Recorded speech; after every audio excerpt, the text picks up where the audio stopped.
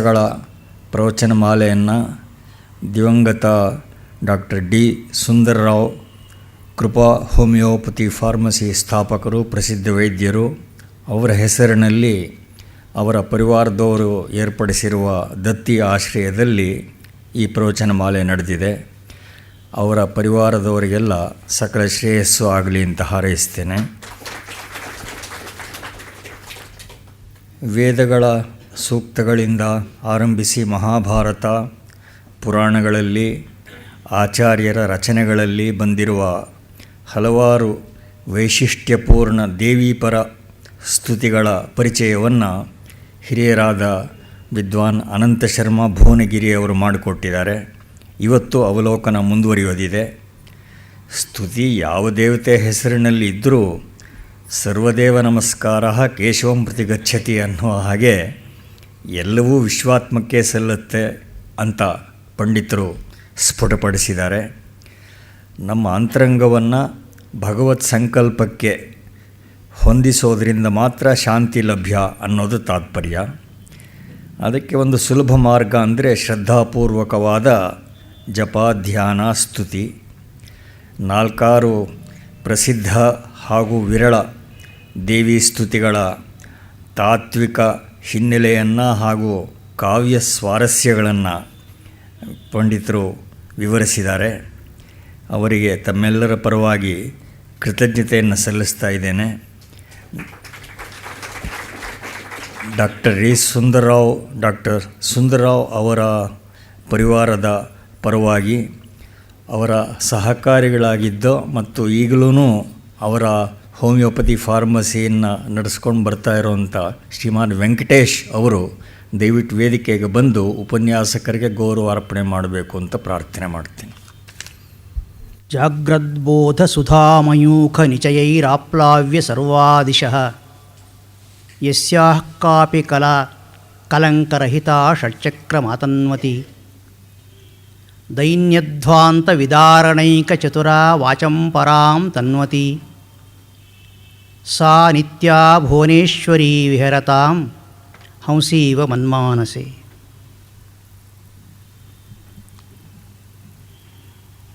ಶಂಭುನಾಥ ಎಂಬ ಒಬ್ಬ ಸಾಧಕರು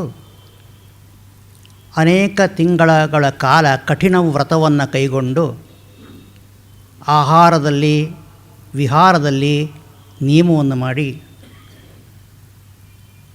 ಒಬ್ಬ ಗುರುವಿನ ಕೃಪೆಗೆ ಪಾತ್ರರಾಗಿ ಆ ಗುರುವಿನ ಮಾರ್ಗದರ್ಶನದಲ್ಲಿ ದೇವಿಯನ್ನು ಸಾಕ್ಷಾತ್ಕರಿಸಿಕೊಂಡು, ಭುವನೇಶ್ವರಿಯನ್ನು ಸಾಕ್ಷಾತ್ಕರಿಸಿಕೊಂಡು ಆಕೆಯನ್ನು ಕುರಿತಾದ ಒಂದು ಸ್ತೋತ್ರವನ್ನು ರಚಿಸಿದ್ದಾರೆ. ಅದರ ಒಂದು ಶ್ಲೋಕ ಈಗ ನಾನು ಹೇಳಿದ್ದು. ಆಕೆ ಭುವನೇಶ್ವರಿ ಷೋಡಶ ಕಲಾಭರಿತೆ. ಅವಳ ಯಾವುದೋ ಒಂದು ಕಲೆ, ಈ ಎಚ್ಚರದ ಜ್ಞಾನ ಏನಿದೆ ಎನ್ನುವುದಿದೆಯಲ್ಲ, ಆ ಜ್ಞಾನದ ಮೂಲಕ ಸಮಸ್ತ ಪ್ರಪಂಚವನ್ನು ಪರಿಶೀಲಿಸಿಕೊಡುತ್ತಾ ಕಳಂಕರಹಿತವಾದ ಆ ಕಲೆಯು ನಮ್ಮ 6 ಚಕ್ರಗಳನ್ನು ಪ್ರವೇಶಿಸಿ ನೆಲೆಸಿರುತ್ತದೋ.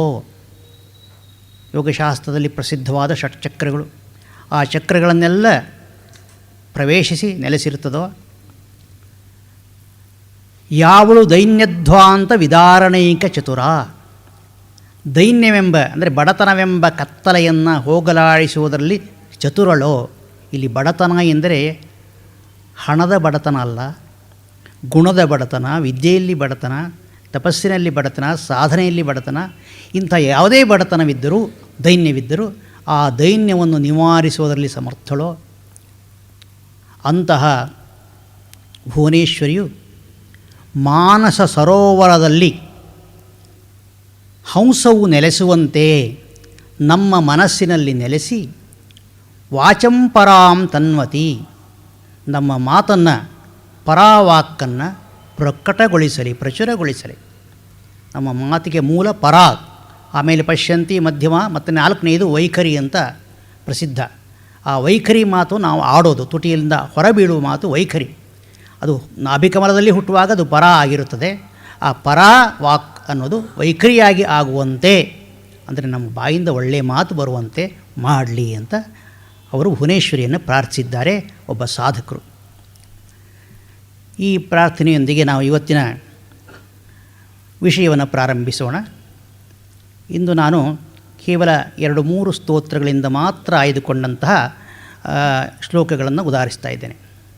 ಮೊದಲನೇದಾಗಿ ಆನಂದಲಹರಿ, ಶಂಕರಾಚಾರ್ಯ ಕೃತವೆಂದು ಪ್ರಸಿದ್ಧವಾದ ಆನಂದಲಹರಿ. ಸೌಂದರ್ಯ ಲಹರಿ ಎಂಬುದು 100 ಶ್ಲೋಕಗಳುಳ್ಳ ಸ್ತೋತ್ರ.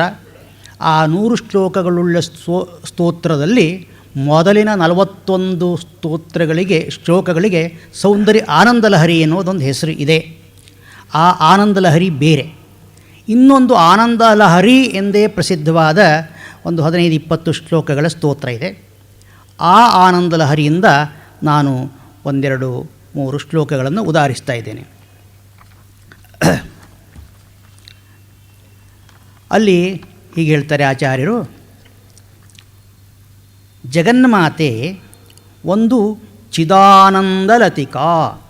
ಚಿದಾನಂದಲತೆ, ಚಿತ್ ಅಂದರೆ ಜ್ಞಾನ, ಆನಂದ ಅಂದರೆ ಸುಖ.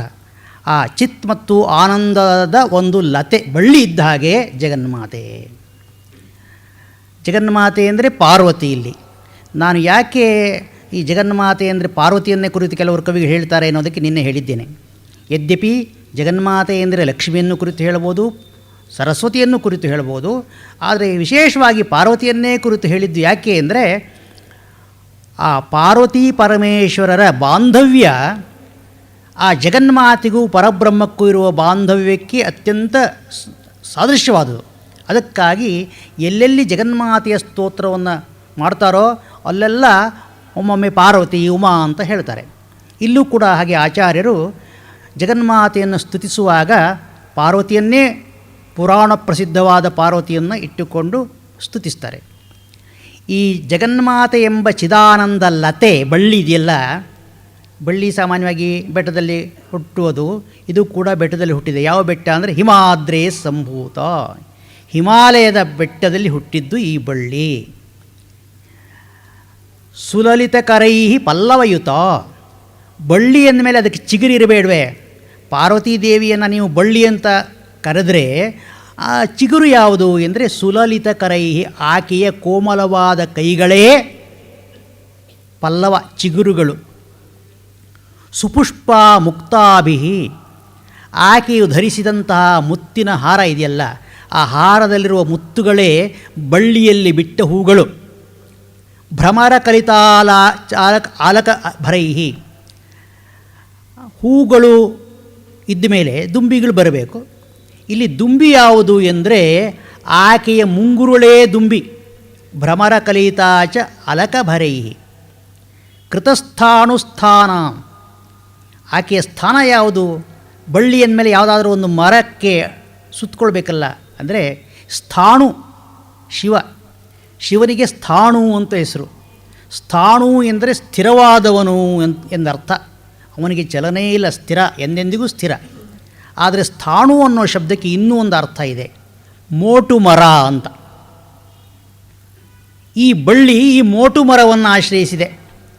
ರೆಂಬೆ ಕೊಂಬೆಗಳಿಲ್ಲದ, ಎಲೆಗಳಿಲ್ಲದ ಸ್ಥಾಣು ಎಂಬ ಮರವನ್ನು ಆಶ್ರಯಿಸಿದೆ. ಕುಚಫಲನತ, ಎದೆಯೇ ಆಕೆಯ ಆ ಲತೆಯಲ್ಲಿ ಬಿಟ್ಟ ಹಣ್ಣು. ಸೂಕ್ತಿ ಸರಸ, ಒಳ್ಳೆಯ ಮಾತೆ ಆ ಬಳ್ಳಿಯಲ್ಲಿರುವ ರಸ. ಇಂತಹ ಬಳ್ಳಿಯದು ಹಿಮಾಲಯದಲ್ಲಿ ಬಿಟ್ಟಿದೆ ಅಂದರೆ ಅದು ಔಷಧದ ಬಳ್ಳಿ ಆಗಿರಬೇಕಲ್ವೇ ಅಂದರೆ ಹೌದು. ರುಜಾಂ ಹಂತ್ರಿ, ಸಕಲ ರೋಗಗಳನ್ನು, ಭವರೋಗಗಳನ್ನು ನಾಶ ಮಾಡುವಂಥದ್ದು ರುಜಾಂ ಹಂತ್ರಿ. ಗಂತ್ರಿ, ಜಂಗಮದ ಬಳ್ಳಿ, ಜಂಗಮ ಬಳ್ಳಿ. ಸಾಮಾನ್ಯವಾಗಿ ಬಳ್ಳಿ ನೆಟ್ಟಲ್ಲೇ ಇರುತ್ತದೆ, ಅದು ಅದರ ಬೇರಲ್ಲೇ ಇರುತ್ತದೆ. ಸ್ವಲ್ಪ ದೂರ ಆಚೆ ಈಚೆಗೆ ಹೋದರೂ ಕೂಡ ಎದ್ದು ಓಡಾಡೋದಿಲ್ಲ ಬಳ್ಳಿ. ಆದರೆ ಇದು ಓಡಾಡುವ ಬಳ್ಳಿ. ರುಜಾಂ ಹಂತ್ರಿ ಗಂತ್ರಿ ವಿಲಸತಿ ಚಿದಾನಂದ ಲತಿಕಾ. ಹೀಗೆ ಪಾರ್ವತಿಯನ್ನು ಒಂದು ಚಿದಾನಂದ ಬಳ್ಳಿ ಅಂತ ವರ್ಣಿಸಿದರು. ಆಮೇಲೆ ಅವರು ಹೇಳ್ತಾರೆ, ಬಳ್ಳಿಗಳು ಬಹಳಷ್ಟು ಇವೆ, ಬೇಕಾದಷ್ಟು. ಜನ ತಮಗೆ ಬೇಕಾದ ಬಳ್ಳಿಗಳನ್ನು ಇಷ್ಟಪಟ್ಟು ತೆಗೆದುಕೊಳ್ತಾರೆ. ಆದರೆ ನಾನು ಮಾತ್ರ ಈ ಪಾರ್ವತಿ ಎಂಬ ಬಳ್ಳಿಯನ್ನೇ ಆಶ್ರಯಿಸುತ್ತೇನೆ. ಸಪರ್ಣಾಂ ಆಕೀರ್ಣಾಂ ಕತಿಪಯ ಗುಣೈ ಸಾದರಮಿಹ ಶ್ರೇಯಂತ್ಯನ್ಯೇ ವಲ್ಲೀಂ.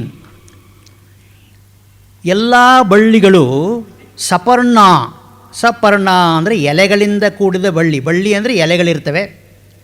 ಮತ್ತು ಆ ಆಯಾಯ ಬಳ್ಳಿಗಳಿಗೆ ಅವರ ಆಯಾಯ ಬಳ್ಳಿಗಳದೇ ಆದ ವಿಶೇಷ ಗುಣಗಳಿರುತ್ತವೆ. ಆ ವಿಶೇಷ ಗುಣಗಳನ್ನು ಬಯಸುವಂಥ ಜನರು ಬೇರೆ ಬೇರೆ ಬಳ್ಳಿಗಳನ್ನು ಆಶ್ರಯಿಸಲಿ, ಚಿಂತೆ ಇಲ್ಲ. ಆದರೆ ನನಗೆ ಮಾತ್ರ ಅಪರ್ಣೈಕಾ ಸೇವ್ಯ, ಅಪರ್ಣ ಮಾತ್ರ ನನ್ನಿಂದ ಸೇವ್ಯಳಾದವಳು, ನಾನು ಅಪರ್ಣೆಯನ್ನೇ ಸೇವಿಸುತ್ತೇನೆ. ಇಲ್ಲಿ ಕವಿಗಳು ಶ್ಲೇಷವನ್ನು ಉಪಯೋಗಿಸಿದ್ದಾರೆ. ಅಪರ್ಣ ಅನ್ನೋದು ಪಾರ್ವತಿಯ ಹೆಸರು. ಪಾರ್ವತಿಗೆ ಯಾಕೆ ಹೆಸರು ಬಂತೋ ಗೊತ್ತಿಲ್ಲ. ಕಾಳಿದಾಸ ಏನೋ ಅದಕ್ಕೊಂದು ಕಾರಣವನ್ನು ಹೇಳ್ತಾನೆ. ಈಶ್ವರನಿಗೋಸ್ಕರ ಅವಳು ತಪಸ್ಸು ಮಾಡ್ತಾ ಇದ್ಲಂತೆ. ತಪಸ್ಸು ಮಾಡುವಾಗ ಮೊದಲು ಆಹಾರವನ್ನೆಲ್ಲ ಬಿಟ್ಟಳು, ಕೇವಲ ಪರ್ಣಗಳನ್ನು ಸೇವಿಸಿ, ಅಂದರೆ ಎಲೆಗಳನ್ನು ಸೇವಿಸಿ ಅವಳು ತಪಸ್ಸು ಮಾಡ್ತಾಯಿದ್ಲು. ಕೊನೆಗೆ ತಪಸ್ಸು ತೀವ್ರವಾಗ್ತಾ ಆಗ್ತಾ ಆ ಎಲೆಗಳನ್ನು ಸೇವಿಸೋದನ್ನು ಬಿಟ್ಟುಬಿಟ್ಲು. ಹೀಗೆ ಪರ್ಣಗಳನ್ನು ಬಿಟ್ಟಿದ್ದರಿಂದ ಅವಳಿಗೆ ಅಪರ್ಣ ಅಂತ ಹೆಸರು ಬಂತು ಅಂತ. ಒಟ್ಟಿನಲ್ಲಿ ಅಪರ್ಣ ಅಂದರೆ ದೇವಿ. ಎಲ್ಲರೂ ಸಪರ್ಣ ಅಂದರೆ ಎಲೆಗಳಿಂದ ಕೂಡಿದ ಬಳ್ಳಿಯನ್ನು ಸೇವಿಸಲಿ, ಬಯಸಲಿ, ಇಷ್ಟಪಡಲಿ. ನಾನು ಮಾತ್ರ ಅಪರ್ಣ ಅಂದರೆ ಎಲೆಗಳಿಲ್ಲದ, ಅಪರ್ಣ ಅನ್ನೋದಕ್ಕೆ ಎಲೆಗಳಿಲ್ಲದ ಬಳ್ಳಿ ಅಂತ ಒಂದು ಅರ್ಥ, ಪಾರ್ವತಿ ಅಂತ ಒಂದು ಅರ್ಥ. ನಾನು ಅಪರ್ಣೆಯನ್ನೇ ಸೇವಿಸುತ್ತೇನೆ, ಅವರೆಲ್ಲ ಸಪರ್ಣ ವಲ್ಲಿಯನ್ನು ಸೇವಿಸಲಿ. ಯಾಕೆ ನೀನು ಈ ಅಪರ್ಣೆಯನ್ನು ಸೇವಿಸ್ತಾ ಇದ್ದೀಯಾ ಅಂದರೆ, ಯತ್ ಪರಿವೃತಃ ಪುರಾಣೋಪಿ ಸ್ಥಾಣು ಫಲತಿ ಕಿಲ ಕೈವಲ್ಯ ಪದವಿ. ಈ ಅಪರ್ಣ ಇದೆಯಲ್ಲ, ಇದಕ್ಕೆ ತುಂಬ ಮಹತ್ವ ಇದೆ. ಎಲೆಗಳಿಲ್ಲದ ಬಳ್ಳಿ ಅಥವಾ ಅಪರ್ಣ ದೇವಿ, ಇವಳ ಮಹತ್ವ ಏನು ಅಂದರೆ, ಈ ಬಳ್ಳಿ ಒಂದು ಮೋಟು ಮರವನ್ನು ಸುತ್ತಕೊಂಡಿದೆ. ಸ್ಥಾಣು, ಸ್ಥಾಣು ಅನ್ನೋ ಶಬ್ದಕ್ಕೆ ಹಿಂದೆ ಹೇಳಿದಾಗೆ ಮೋಟು ಮರ ಅಂತ ಒಂದು ಅರ್ಥ, ಶಿವ ಅಂತ ಒಂದು ಅರ್ಥ. ಈ ಬಳ್ಳಿ, ಎಲೆಗಳಿಂದ ಕೂಡಿದ ಈ ಬಳ್ಳಿ ಮೋಟು ಮರವನ್ನು ಸುತ್ತಿಕೊಂಡಿದೆ. ಇದರಿಂದ ಏನಾಯಿತು ಅಂದರೆ, ಆ ಮೋಟು ಮರವು ಕೂಡ ಹಣ್ಣು ಬಿಡ್ತಾ ಇದೆ. ಮೋಟು ಮರ ಎಲ್ಲೂ ಹಣ್ಣು ಬಿಡೋದಿಲ್ಲ, ಆದರೆ ಈ ಬಳ್ಳಿ ಸುತ್ತಕೊಂಡಿದ್ದರಿಂದ ಆ ಮೋಟು ಮರವು ಹಣ್ಣನ್ನು ಬಿಡ್ತಾ ಇದೆ, ಫಲವನ್ನು ಕೊಡ್ತಾ ಇದೆ. ಏನು ಫಲ? ಮೋಕ್ಷವೆಂಬ ಫಲವನ್ನು ಕೊಡ್ತಾ ಇದೆ. ಅಂದರೆ ಶಿವ ನಮಗೆ ಮೋಕ್ಷವೆಂಬ ಫಲವನ್ನು ಕೊಡ್ತಾನೆ. ಶಿವನು ಮೋಟು ಮರವೇ ಆಗಿರ್ಬೋದು, ಆದರೂ ಅವನು ಮೋಕ್ಷವೆಂಬ ಫಲವನ್ನು ಕೊಡೋದಕ್ಕೆ ಕಾರಣ ಏನು ಅಂದರೆ, ಈ ಅಪರ್ಣ ಆ ಮೋಟು ಮರವನ್ನು ಸುತ್ತಕೊಂಡಿದ್ದು. ಆದುದರಿಂದಲೇ ನಾನು ಆ ಅಪರ್ಣೆಯನ್ನೇ ಸೇವಿಸುತ್ತೇನೆ. ಈ ಅಪರ್ಣೆ ಧರ್ಮ ಅರ್ಥ ಕಾಮ ಮೋಕ್ಷಗಳನ್ನು ನೀಡುವವಳು. ಭೋಗಾಪವರ್ಗದ ಧರ್ಮ ಅರ್ಥ ಕಾಮ ಮೋಕ್ಷ ಈ ನಾಲ್ಕನ್ನು ಆ ದೇವಿ ಹೇಗೆ ನೀಡುತ್ತಾಳೆ ಅಂದರೆ, ವಿಧಾತ್ರೀ ಧರ್ಮಾಣಾಂ ತ್ವಮಸಿ ಸಕಲಾಂನಾಯ ಜನನಿ. ಆ ದೇವಿಯು ಸಕಲ ವೇದಗಳ ಜನನಿ, ಉತ್ಪತ್ತಿ ಸ್ಥಾನ. ವೇದಗಳಿಂದ ಧರ್ಮ ಗೊತ್ತಾಗೋದು, ವೇದೋಕ್ತ ಏವ ಧರ್ಮ, ವೇದದಲ್ಲಿ ಹೇಳಿದ್ದೇ ಧರ್ಮ. ಧರ್ಮವನ್ನು ತಿಳ್ಕೋಬೇಕು ಅಂದರೆ ವೇದವನ್ನು ಓದಬೇಕು. ಅಂಥ ವೇದವನ್ನೇ ಕೊಟ್ಟವಳು ಆಕೆ. ಆದುದರಿಂದ ವಿಧಾತ್ರೀ ಧರ್ಮಾಣಾಂ, ಧರ್ಮವನ್ನು ಇದಮಿತ್ತಂ ಅಂತ ನಿರ್ಣಯ ಮಾಡಿ ಹೇಳುವಂಥ ಸಾಮರ್ಥ್ಯವುಳ್ಳವಳು ದೇವಿ. ಹೀಗಾಗಿ ಅವಳಿಂದ ನಮಗೆ ಧರ್ಮ ಗೊತ್ತಾಗುತ್ತದೆ. ಒಂದು ತ್ವಮರ್ಥಾನಾಂ ಮೂಲಂ, ಆಮೇಲೆ ಅರ್ಥಕ್ಕೂ ಅವಳೇ ಮೂಲ. ಯಾಕೆ ಅಂದರೆ ಧನದ ನಮನೀಯ ಅಂಗ್ರಿ ಕಮಲೆ. ಕುಬೇರನು ಪ್ರತಿದಿನವೂ ಆಕೆಯನ್ನು ನಮಸ್ಕರಿಸುತ್ತಾನೆ. ಕುಬೇರನೇ ಅವಳ ಅಧೀನದಲ್ಲಿರುವಾಗ ಅರ್ಥವೂ ಅವಳಿಂದಲೇ ಸಿದ್ಧಿಸುತ್ತದೆ. ಇನ್ನು ಕಾಮವೂ ಅವಳಿಂದಲೇ. ಯಾಕೆಂದರೆ ಕೃತ ಕಂದರ್ಪ ವಿಜಯೇ, ಮನ್ಮಥನನ್ನು ಗೆದ್ದವಳು ಆಕೆ. ಮನ್ಮಥ ಅವಳಿಗೆ ಸೋತು ಹೋದನಂತೆ. ಯಾರು ಪ್ರಪಂಚದಲ್ಲಿ ಮನ್ಮಥನನ್ನು ಗೆದ್ದವರು ಅಂತ ಪ್ರಸಿದ್ಧರಾದವರು? ಶಿವ. ಆ ಶಿವನನ್ನು ಇವಳು ಸೋಲಿಸಿದ್ದಾಳೆ ಅಂದರೆ ಇವಳು ಮನ್ಮಥನಿಗಿಂತ ಹೆಚ್ಚಿನ ಶಕ್ತಿ ಉಳ್ಳವಳು ಅಂತ ಅರ್ಥವಾಯ್ತಲ್ಲ. ಯಾಕೆಂದರೆ ಮನ್ಮಥ ಬಹಳ ಪ್ರಯತ್ನಪಟ್ಟವರಿಗೂ ಶಿವನನ್ನು ಸೋಲಿಸಲಿಕ್ಕಾಗಲಿಲ್ಲ. ಶಿವನಿಂದ ಭಸ್ಮೀಭೂತನಾದ.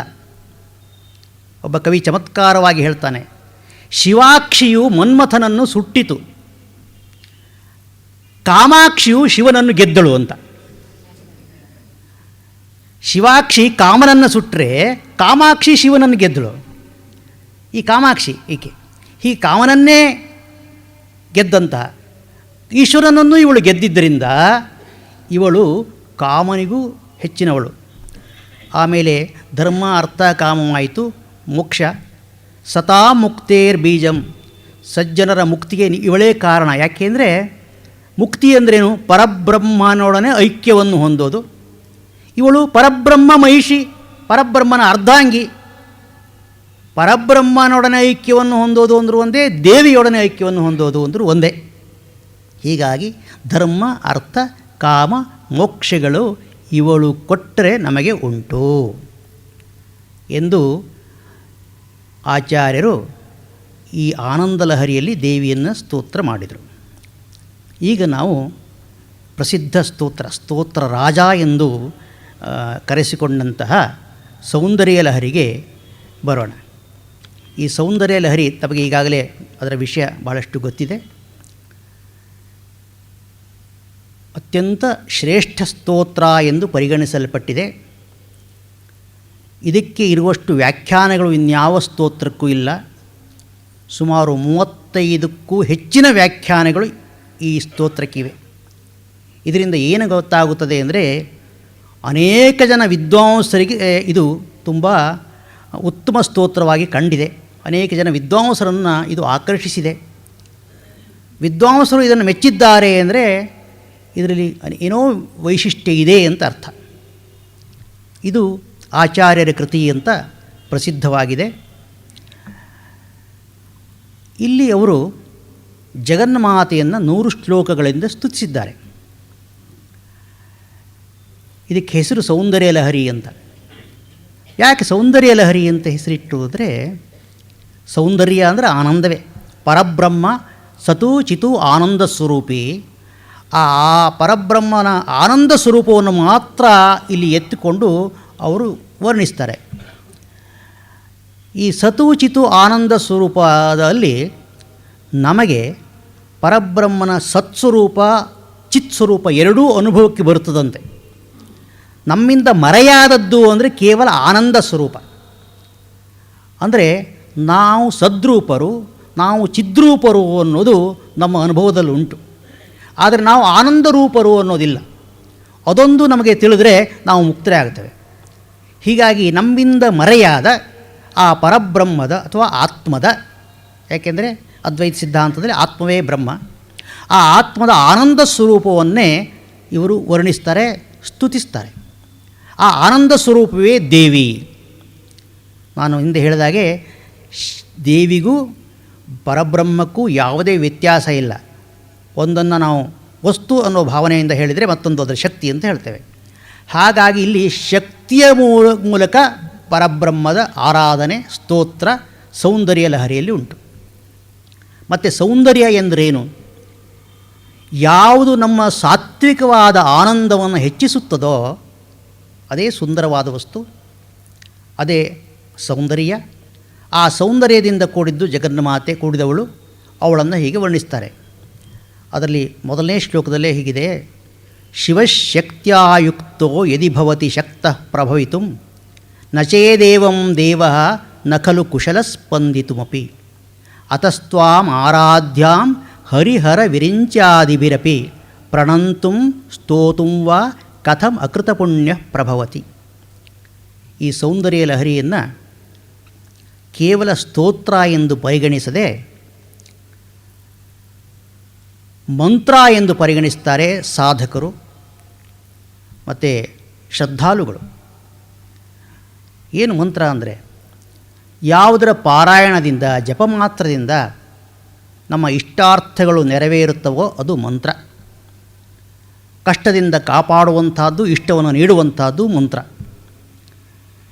ಈ ಮಂತ್ರಕ್ಕೆ ಅರ್ಥ ಇದೆಯೇ ಇಲ್ಲವೇ ಅನ್ನೋ ಒಂದು ವಾದ ಉಂಟು. ಅರ್ಥ ಬೇಡ ಅಂತ ಕೆಲವರು, ಅದು ಬರೀ ಜಪಕ್ಕಾಗಿ ಮಾತ್ರ ಇದ್ದದ್ದು, ಬೇಡ ಅಂತ. ಕೌತ್ಸ ಎಂಬ ಒಬ್ಬ ಋಷಿ ಮಂತ್ರಗಳಿಗೆ ಅರ್ಥವೇ ಇಲ್ಲ,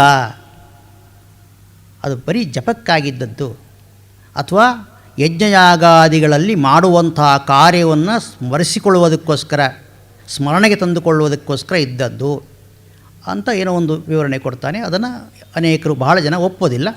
ಮಂತ್ರಕ್ಕೆ ಅರ್ಥ ಇದೆ. ಇನ್ನೊಂದು ಏನು ಅಂದರೆ, ಅರ್ಥ ಇರಲಿ, ಅರ್ಥ ಇದ್ದರೂ ಆ ಅರ್ಥ ಮುಖ್ಯ ಅಲ್ಲ, ಅದು ಬೇಡ ನಮಗೆ. ಇದು ಒಂದು ಗುಂಪು. ಇದು ಬಹಳ ಬಹಳ ಜನ ಒಪ್ಪಿದ್ದಿದ್ದು, ಅರ್ಥಕ್ಕೆ ಮಹತ್ವ ಇಲ್ಲ ಅಂತ. ನಮ್ಮಲ್ಲಿ ಸಾಹಿತ್ಯವನ್ನು 3 ಪ್ರಕಾರ ವಿಭಾಗಿಸ್ತಾರೆ: ವೇದ, ಶಾಸ್ತ್ರ, ಕಾವ್ಯ. ಅದನ್ನು ಪ್ರಭು ಸಂಹಿತ, ಮಿತ್ರ ಸಂಹಿತ ಮತ್ತು ಕಾಂತಾ ಸಂಹಿತ ಅಂತ ಬೇರೆ ರೀತಿ ಹೆಸರು ಕೊಟ್ಟಿದ್ದಾರೆ. ಏನೇ ಆಗಲಿ, ಇದು 3 ವಿಭಾಗ. ವೇದವನ್ನು ತೆಗೆದುಕೊಂಡ್ರೆ ಅಲ್ಲಿ ಶಬ್ದಕ್ಕೇ ಪ್ರಾಧಾನ್ಯ, ಅರ್ಥಕ್ಕೆ ಇಲ್ಲ. ಅರ್ಥ ಬೇಡ, ಆ ಶಬ್ದ ಇರಬೇಕು. ಎರಡನೇದು ಶಾಸ್ತ್ರ ತೆಗೆದುಕೊಂಡ್ರೆ ಅಲ್ಲಿ ಅರ್ಥಕ್ಕೆ ಪ್ರಾಧಾನ್ಯ, ಶಬ್ದಕ್ಕಿಲ್ಲ, ಬೇಡ. ಮೂರನೇದು ಕಾವ್ಯಕ್ಕೆ ಬಂದರೆ ಶಬ್ದ ಅರ್ಥ ಎರಡಕ್ಕೂ ಸಮ ಪ್ರಾಧಾನ್ಯ. ಈ ಉದಾಹರಣೆ, ವೇದದಲ್ಲಿ ಒಂದು ಮಂತ್ರ, ಮೊದಲನೇದು ಋಗ್ವೇದದ ಮೊದಲನೇ ಮಂತ್ರ ಅಗ್ನಿಮೀಳೆ ಪುರೋಹಿತಂ ಅಂತ. ಅದರ ಅರ್ಥ ಅಗ್ನಿಂ, ಅಗ್ನಿಯನ್ನು ಪುರೋಹಿತಂ ಅಗ್ನಿಂ ಈಳೆ, ಪುರೋಹಿತನಾದ ಆಚಾರ್ಯನಾದಂತಹ ಅಗ್ನಿಯನ್ನು ನಾನು ಸ್ತೋತ್ರ ಮಾಡುತ್ತೇನೆ ಅಂತ. ಈಗ ಒಂದು ವಾದ ಇದೆ, ಈ ಮಂತ್ರವನ್ನೆಲ್ಲ ಅರ್ಥ ತಿಳ್ಕೋಬೇಕು, ಸುಮ್ಮನೆ ಅರ್ಥ ಇಲ್ಲದೆ ಹೇಳಿದ್ರಿಂದ ಏನು ಪ್ರಯೋಜನ. ಅದಕ್ಕೋಸ್ಕರ ಸಾಮಾನ್ಯ ಜನರಿಗೆ ಅರ್ಥವಾಗೋದಿಲ್ಲವಾದುದರಿಂದ ಆ ಮಂತ್ರಗಳನ್ನೆಲ್ಲ ಕನ್ನಡಿಸಿ ಕನ್ನಡದ ಮಂತ್ರಗಳನ್ನಾಗಿ ಮಾಡಿ ಹೇಳಿ ಅಂತ ಒಂದು ಇದೆ. ಆದರೆ ಒಂದು ತಿಳ್ಕೋಬೇಕು, ಮಂತ್ರಕ್ಕೆ ಭಾಷೆ ಇಲ್ಲ. ಯಾಕೆಂದರೆ ಅದರ ಅರ್ಥ ಅವಶ್ಯಕವಲ್ಲ. ಕನ್ನಡ ಹೋಗಲಿ, ಇದೇ ಅಗ್ನಿಂ ಈಳೆ ಪುರೋಹಿತಂ ಎನ್ನುವುದನ್ನು ಸಂಸ್ಕೃತದಲ್ಲಿಯೇ ಬೇರೆ ಪದಗಳಿಂದ ಹೇಳಿದರೆ, ಉದಾಹರಣೆಗೆ ವನ್ಹಿಂ ಸ್ತೌಮಿ ಆಚಾರ್ಯಂ, ಅದೇ ಅರ್ಥ, ಅದೇ ಅನುವಾದ, ಟ್ರಾನ್ಸ್ಲೇಷನ್ನು. ಸಂಸ್ಕೃತದಲ್ಲಿ ಬೇರೆ ಪದಗಳಿಂದ ಅನುವಾದ. ವನ್ಹಿಂ ಸ್ತೌಮಿ ಆಚಾರ್ಯಂ ಅಂತ ಹೇಳಿದರೆ ಅದು ಮಂತ್ರವಾಗೋದಿಲ್ಲ. ಸಂಪ್ರದಾಯಸ್ಥರು, ವೈದಿಕರು ಯಾರೂ ಅದನ್ನು ಮಂತ್ರ ಅಂತ ಒಪ್ಪೋದಿಲ್ಲ. ಅದು ಮಂತ್ರವಾಗಬೇಕಾದ್ರೆ, ಅದಕ್ಕೆ ಆ ಶಕ್ತಿ ಬರಬೇಕಾದ್ರೆ ಅದೇ ಅಕ್ಷರ, ಅದೇ ಪದಗಳು, ಅದೇ ಕ್ರಮ, ಅದೇ ಸ್ವರ, ಇಷ್ಟಿರಬೇಕು. ಹೀಗಿರುವಾಗ ಬೇರೆ ಭಾಷೆಯಲ್ಲಿ ಹೇಳೋದಂತೂ ದೂರವೇ ಉಳಿದೋಯ್ತು. ಸಂಸ್ಕೃತದಲ್ಲೇ ಬೇರೆ ಪದಗಳಿಂದ ಹೇಳಿದರೆ ಅದು ಮಂತ್ರವಾಗೋದಿಲ್ಲ. ಯಾಕೆಂದರೆ ಅದೇ ಶಬ್ದ, ಅದಕ್ಕೆ ಪ್ರಾಧಾನ್ಯ. ಅರ್ಥ ಇಲ್ಲ ಅಂತಲ್ಲ, ಇದರ ಅರ್ಥ ಆ ಮಂತ್ರದ ಉಪಯೋಗದ ದೃಷ್ಟಿಯಿಂದ ಬೇಕಾಗಿಲ್ಲ. ಇನ್ನು ಕನ್ನಡದಲ್ಲಿ ಹೇಳೋದಂತೂ ದೂರ ಉಳಿತು. ಮತ್ತು ಈ ಜನರದ್ದೊಂದು ಭ್ರಾಂತಿ ಏನೆಂದರೆ, ದೇವರ ಪೂಜೆಯಲ್ಲಿ ಮಾಡುವಾಗ ಅಲ್ಲಿ ಹೇಳುವುದೆಲ್ಲ ಮಂತ್ರಗಳು ಅಂತ ಒಂದು ಕಲ್ಪನೆ ಇದೆ. ಎಲ್ಲ ಮಂತ್ರಗಳಲ್ಲ. ಉದಾಹರಣೆಗೆ ಪತ್ರಂ ಪೂಜಾಮಿ, ಪುಷ್ಪಂ ಪೂಜಾಮಿ ಏನೇನೋ ಇರುತ್ತದೆ, ಅದು ಮಂತ್ರ ಅಲ್ಲ. ಅದನ್ನು ಬೇಕಾದ್ರೆ ಯಾವ ಭಾಷೆಯಲ್ಲಾದರೂ ಹೇಳ್ಬೋದು, ಕನ್ನಡದಲ್ಲಾದರೂ ಹೇಳ್ಬೋದು, ಇಂಗ್ಲೀಷ್ನಲ್ಲಾದರೂ ಹೇಳ್ಬೋದು. ಆದರೆ ಈ ಪುರುಷ ಸೂಕ್ತ, ದೇವಿ ಸೂಕ್ತ ಇದೆಲ್ಲ ಇದು ಮಂತ್ರಗಳು, ಇದನ್ನು ಹಾಗೆಯೇ ಹೇಳಬೇಕು. ಮತ್ತು ಇನ್ನೊಂದು, ಕನ್ನಡದಲ್ಲಿ ಮಂತ್ರಗಳನ್ನು ಹೇಳಬೇಕು ಅಂತ ಕನ್ನಡದಲ್ಲಿ ಅನುವಾದ ಮಾಡಿದರೆ ಮತ್ತೆ ಗಲಾಟೆ ಹೇಳ್ತದೆ. ಯಾವ ಕನ್ನಡ ಆಗಬೇಕು, ಅದು ಮೈಸೂರು ಕನ್ನಡ ಆಗಬೇಕಾ, ಧಾರವಾಡ ಕನ್ನಡ ಆಗಬೇಕಾ, ನಿಮ್ಮ ಕನ್ನಡ ನಮಗೆ ಅರ್ಥವಾಗೋದಿಲ್ಲ ಅಂದರೆ ಏನು ಮಾಡೋದು? ಆದುದರಿಂದ ಹೇಗೆ ಸಂಪ್ರದಾಯದಲ್ಲಿ ಹೇಗೆ ಬಂದಿದೆಯೋ ಅದನ್ನು ಬದಲಾಯಿಸುವಾಗ ಅದು ಯಾಕೆ ಬಂತು ಅಂತ ತಿಳ್ಕೊಂಡಿರ್ಬೇಕು ಅಂತ. ಹೀಗಾಗಿ ಈ ಮಂತ್ರಕ್ಕೆ ಅದರದ್ದೇ ಆದ ಭಾಷೆ. ಉದಾಹರಣೆಗೆ ಓಂ ಅಂತ ಮಂತ್ರ ಇದೆ, ಅದನ್ನು ಹೇಗೆ ಕನ್ನಡಿಸ್ತೀರಾ ಅಥವಾ ಯಾವ ಭಾಷೆಯಲ್ಲಿ ಅದು ಬದಲಾಯಿಸ್ತೀರಾ? ಓಮನ್ನು ಹ್ರೀಂ ಅಂತ ಬೀಜಾಕ್ಷರ, ದೇವಿಯ ಭುವನೇಶ್ವರಿ ಬೀಜಾಕ್ಷರ ಇದೆ, ಅದನ್ನು ಹೇಗೆ ಹೇಳೋದು, ಹೇಗೆ ಬದಲಾಯಿಸೋದು? ಶ್ರೀ ಅನ್ನೋದು ಸ್ವಾಹ, ಸ್ವಧಾ, ಹುಂಫಟ್ ಅಂತ ವೌಷಟ್ ಯಾಗದಲ್ಲಿ ಹೇಳ್ತಾರೆ, ವೌಷಟ್. ಅದನ್ನು ಏನಂತ ಅನುವಾದಿಸೋದು? ಇವೆಲ್ಲ ಮಂತ್ರಗಳು. ಅದಕ್ಕೆ ಆ ಮಂತ್ರಕ್ಕೆ ಮಂತ್ರವೇ ಅರ್ಥ, ಅದರದೇ ಆದ ಒಂದು ಶಕ್ತಿ ಉಂಟು. ಹಾಗೆಯೇ ಸೌಂದರ್ಯ ಲಹರಿ ಒಂದು ಮಂತ್ರ ಅನ್ನುವ ಭಾವನೆ ಉಳ್ಳವರಲ್ಲಿ ಕೇವಲ ಅದರ ಪಾರಾಯಣ, ಅರ್ಥವನ್ನು ತಿಳ್ಕೊಳ್ಳಿ ಬಿಡಿ. ಆ ಶಬ್ದವನ್ನು ಸ್ಪಷ್ಟವಾಗಿ ಉಚ್ಚರಿಸಿದರೆ ಅದು ಇಷ್ಟಾರ್ಥವನ್ನು ನೆರವೇರಿಸುತ್ತದೆ ಎನ್ನುವುದು ಶ್ರದ್ಧಾಳುಗಳ ಭಾವನೆ. ಆ ಭಾವನೆಯಿಂದಲೇ ಸೌಂದರ್ಯ ಲಹರಿಯನ್ನು ಅನೇಕರು ಪಠಿಸ್ತಾ ಬಂದಿದ್ದಾರೆ, ಪಾರಾಯಣ ಮಾಡ್ತಾ ಬಂದಿದ್ದಾರೆ, ಫಲವನ್ನು ಪಡ್ಕೊಳ್ತಾ ಬಂದಿದ್ದಾರೆ. ಈಗ ನಾವು ಆ ಅರ್ಥವನ್ನು ನೋಡೋಣ. ಅರ್ಥ ಇದೆ ಇಲ್ಲ ಅಂತ ಹೇಳಲಿಲ್ಲ ನಾನು, ಅರ್ಥ ಇದೆ. ಮೇಲಾಗಿ ಸೌಂದರ್ಯ ಲಹರಿಗೆ ವಿಶೇಷವಾದ ಅರ್ಥ ಇದೆ. ಈ ಅರ್ಥವನ್ನು ತಿಳ್ಕೊಂಡು ನಾವು ಪಠಿಸಿದಾಗ ವಿಶೇಷವಾದ ಆನಂದವನ್ನು ನಾವು ಪಡಿತೇವೆ. ಜಪ ಮಾಡಿದಾಗ ಸಿಗುವ ಫಲ ಕಾಲಾಂತರದಲ್ಲಿ, ಅರ್ಥವನ್ನು ತಿಳ್ಕೊಂಡಾಗ ಪಠಿಸಿದಾಗ ಆಗುವ ಫಲ ಸದ್ಯ ಕಾಲದಲ್ಲಿ. ಆ ಆನಂದ ಅದನ್ನು ಯಾರೂ ತಪ್ಪಿಸಲು ಸಾಧ್ಯವಿಲ್ಲ. ಅದಕ್ಕೋಸ್ಕರ ಆ ಆನಂದವನ್ನು ಪಡೆಯುವುದಕ್ಕಾಗಿ ಆದರೂ ನಾವು ಅದರ ಅರ್ಥದ ಸ್ವಾರಸ್ಯವನ್ನು ನೋಡಬೇಕು. ಅದರಲ್ಲಿ ಮೊದಲನೇ ಪದ್ಯದಲ್ಲಿ ಹೇಳ್ತಾರೆ, ಶಿವ ಶಕ್ತ್ಯಾಯುಕ್ತೋ ಯದಿ ಭವತಿ ಶಕ್ತ ಪ್ರಭವಿತು. ಶಿವನು ಶಕ್ತಿಯಿಂದ ಕೂಡಿದರೆ ಮಾತ್ರ ಸೃಷ್ಟಿಯನ್ನು ಮಾಡಲು ಸಮರ್ಥನಾಗುತ್ತಾನೆ. ಇದು ವೇದಾಂತದ ಸಿದ್ಧಾಂತ. ಶಿವ ಅಂದರೆ ಇಲ್ಲಿ ಪರಬ್ರಹ್ಮ, ನಿಷ್ಕ್ರಿಯ, ನಿರ್ಗುಣ, ನಿರಾಕಾರ. ಅವನು ಸೃಷ್ಟಿಯನ್ನು ಹೇಗೆ ಮಾಡ್ತಾನೆ? ಉಪನಿಷತ್ನಲ್ಲಿ ಹೇಳುತ್ತದೆ, ಈ ಪ್ರಪಂಚ ಸೃಷ್ಟಿಯಾಗೋದಕ್ಕಿಂತ ಮುಂಚೆ ಕೇವಲ ಸತ್ಸ್ವರೂಪದಲ್ಲಿದ್ದಾತ, ಸತ್ ಮಾತ್ರ ಇತ್ತು. ಆಮೇಲೆ ಸೃಷ್ಟಿಯಾಯಿತು. ಒಂದೇ ವಸ್ತು ಇದ್ದರೆ ಹೇಗೆ ಸೃಷ್ಟಿಯಾಯಿತು? ಅವನು ಸರ್ವವ್ಯಾಪಿ, ವಿಭು, ಎಲ್ಲ ಕಡೆಗೂ ಇದ್ದವನು.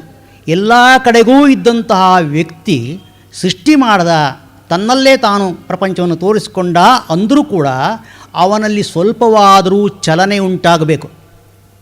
ಚಲನೆ ಇಲ್ಲದೆ ವಸ್ತುಗಳ ಉತ್ಪಾದನೆ ಆಗೋದಿಲ್ಲ. ಅವನು ಹೇಗೆ ಚಲಿಸಲು ಸಾಧ್ಯ? ಯಾಕಂದರೆ ಎಲ್ಲೆಲ್ಲೂ ಅವನೇ ಇದ್ದಾನೆ. ತುಂಬಿದ ಕೊಡ ತುಳುಕೋದಿಲ್ಲ ಅಂತಾರೆ. ಯಾಕೆ ಅಂದರೆ ತುಳುಕಬೇಕಾದ್ರೆ ಆ ವಸ್ತುವಿಗಿಂತ ಹೆಚ್ಚಿನದಾದ ಒಂದು ಖಾಲಿ ಜಾಗ ಇರಬೇಕು. ಒಬ್ಬ ವ್ಯಕ್ತಿ ಅಲ್ಲಾಡ್ತಾ ಇದ್ದಾನೆ ಅಂದರೆ ಅವನಿಗಿಂತ ಆಚೆಗಡೆ ಖಾಲಿ ಜಾಗ ಇರಬೇಕು. ಆಗ ಅವನು ಅಲ್ಲಿ ಹೋಗೋದು, ಇಲ್ಲಿ ಬರೋದು ಸಾಧ್ಯ. ಎಲ್ಲೆಲ್ಲೂ ಅವನೇ ಆದಾಗ, ತುಂಬಿಕೊಂಡಾಗ ಅವನು ಹೇಗೆ ಅಲ್ಲಾಡ್ತಾನೆ? ಅಲ್ಲಾಡೋಕ್ಕೆ ಸಾಧ್ಯವಿಲ್ಲ. ಅಲ್ಲಾಡದೆ ಇದ್ದ ಮೇಲೆ ಪ್ರಪಂಚದ ರಚನೆ ಹೇಗೆ? ಉಪನಿಷತ್ತು ಹೇಳುತ್ತದೆ, ಆಗ ಅವನಲ್ಲಿ ಒಂದು ಸ್ಪಂದನ ಆಯಿತು. ಸೊ ಅಕಾಮಯತ, ಅವನು ಬಯಸಿದ, ಬಯಕೆ ಉಂಟಾಯಿತು. ಬಯಕೆ ಹೇಗೆ ಉಂಟಾಯಿತು? ಅನಿರ್ವಚನೀಯ. ಹೇಗಾಯಿತೋ ಗೊತ್ತಿಲ್ಲ ನಮಗೆ, ಆಯಿತು. ಯಾಕೆ ಅಂದರೆ ಈ ದೊಡ್ಡ ಸೃಷ್ಟಿಯನ್ನು ನಾವು ಕಾಣ್ತೇವೆ. ಉಪನಿಷತ್ತು ಹೇಳುತ್ತದೆ ಮೊದಲು ಅವನೊಬ್ಬನೇ ಇದ್ದ ಅಂತ. ಇವೆರಡನ್ನು ಸರಿ ಹೊಂದಿಸೋದಕ್ಕೆ ಹೇಗೆ ಸಾಧ್ಯ? ಅದಕ್ಕೆ ಏನೋ ಒಂದು ನಮಗೆ ಅರ್ಥವಾಗದ ಒಂದು ಶಕ್ತಿ, ಬ್ರಹ್ಮನ ಶಕ್ತಿ ಇದೆಯಲ್ಲ, ಆ ಶಕ್ತಿಯು ಬ್ರಹ್ಮನಲ್ಲಿ ಚಲನವನ್ನು ಉಂಟು ಮಾಡುತ್ತದೆ, ಸ್ಪಂದನವನ್ನು ಉಂಟು ಮಾಡಿತು. ಆ ಸ್ಪಂದನದಿಂದಾಗಿ ಪ್ರಪಂಚ ಸೃಷ್ಟಿಯಾಯಿತು. ಆ ಶಕ್ತಿಯೇ ನಾವು ದೇವಿ ಅಂತ ಆರಾಧಿಸೋದು, ಅಥವಾ ಪರಬ್ರಹ್ಮದ ಕಾಮನೆ, ಕಾಮಾಕ್ಷಿ, ಕಾಮೇಶ್ವರಿ. ಈ ಕಾಮೇಶ್ವರಿಯಿಂದ ಕೂಡಿದಾಗ ಮಾತ್ರ ಪ್ರಪಂಚವನ್ನು ಸೃಷ್ಟಿ ಮಾಡೋದಕ್ಕೆ ಸಾಧ್ಯ. ಅದಿಲ್ಲವಾದರೆ ಈಶ್ವರನಿಗೆ ಚಲಿತುಮಪಿ ನ ಶಕ್ತಿ. ಶಿವಶಕ್ತ್ಯಾಯುಕ್ತೋ ಯದಿ ಭವತಿ ಶಕ್ತಃ ಪ್ರಭವಿತುಂ ನ ಚೇದೇವಂ ದೇವಃ ನ ಖಲು ಕುಶಲ ಸ್ಪಂದಿತುಮಪಿ. ಅಲ್ಲಾಡೋ ಹಾಗೂ ಇಲ್ಲ ಅವನು. ನೋಡಿ ದೇವರಿಗೆ ಎಷ್ಟು ಕಷ್ಟ ಅಂತ. ಅಲ್ಲಾಡೋ ಹಾಗಿಲ್ಲ ಇವರ ಸ್ಥಿತಿಯಿಂದ. ಯಾಕಂದರೆ ಎಲ್ಲಿ ಅಲ್ಲಾಡ್ಯಾನವನು, ಅವನು ಇಲ್ಲದ ಒಂದು ಸ್ಥಳ ಬೇಕಲ್ಲ ಮೊದಲು. ಇಷ್ಟು ಹೇಳಿ ಆಚಾರ್ಯ ಹೇಳ್ತಾರೆ, ಅತಃ, ಆದ್ದರಿಂದ, ಅಂದರೆ ಪ್ರಪಂಚದ ಸೃಷ್ಟಿಗೆ ನೀನೇ ಕಾರಣಳಾದುದರಿಂದ ಹರಿಹರ ವಿರಿಂಚಾದಿಭಿರಪಿ ಆರಾಧ್ಯಾಂ, ನೀನು ಹರಿಹರ ಬ್ರಹ್ಮರಿಂದಲೂ ಪೂಜಿಸಲ್ಪಡುವವಳು ಅಂದರೆ ಅವರೆಲ್ಲರಿಗಿಂತ ದೊಡ್ಡವಳು. ಯಾಕೆಂದರೆ ಅವರನ್ನು ಸೃಷ್ಟಿ ಮಾಡಿದವಳೇ ನೀನು. ನಿನ್ನಿಂದಾಗಿ ಹರಿಹರ ಬ್ರಹ್ಮರು ಉಂಟಾದರು. ಸೃಷ್ಟಿಯ ಪೂರ್ವದಲ್ಲಿ ಹರಿಯೂ ಇಲ್ಲ, ಹರನೂ ಇಲ್ಲ, ಬ್ರಹ್ಮನೂ ಇಲ್ಲ. ಯಾವಾಗ ಪರಬ್ರಹ್ಮದಲ್ಲಿ ಸ್ಪಂದನ ಉಂಟಾಗಿ ಒಂದು ಸೃಷ್ಟಿ ಶುರುವಾಯಿತೋ ಆಗ ಹರಿಹರ ಬ್ರಹ್ಮರು ಉಂಟಾದರು. ಹೀಗೆ ಹರಿಹರ ಬ್ರಹ್ಮರಿಗೂ ದೊಡ್ಡವಳಾದವನು ನೀನು. ನಿನ್ನನ್ನು ನನಗೆ ಹೊಗಳೋಕ್ಕೆ ಸಾಧ್ಯವೇ?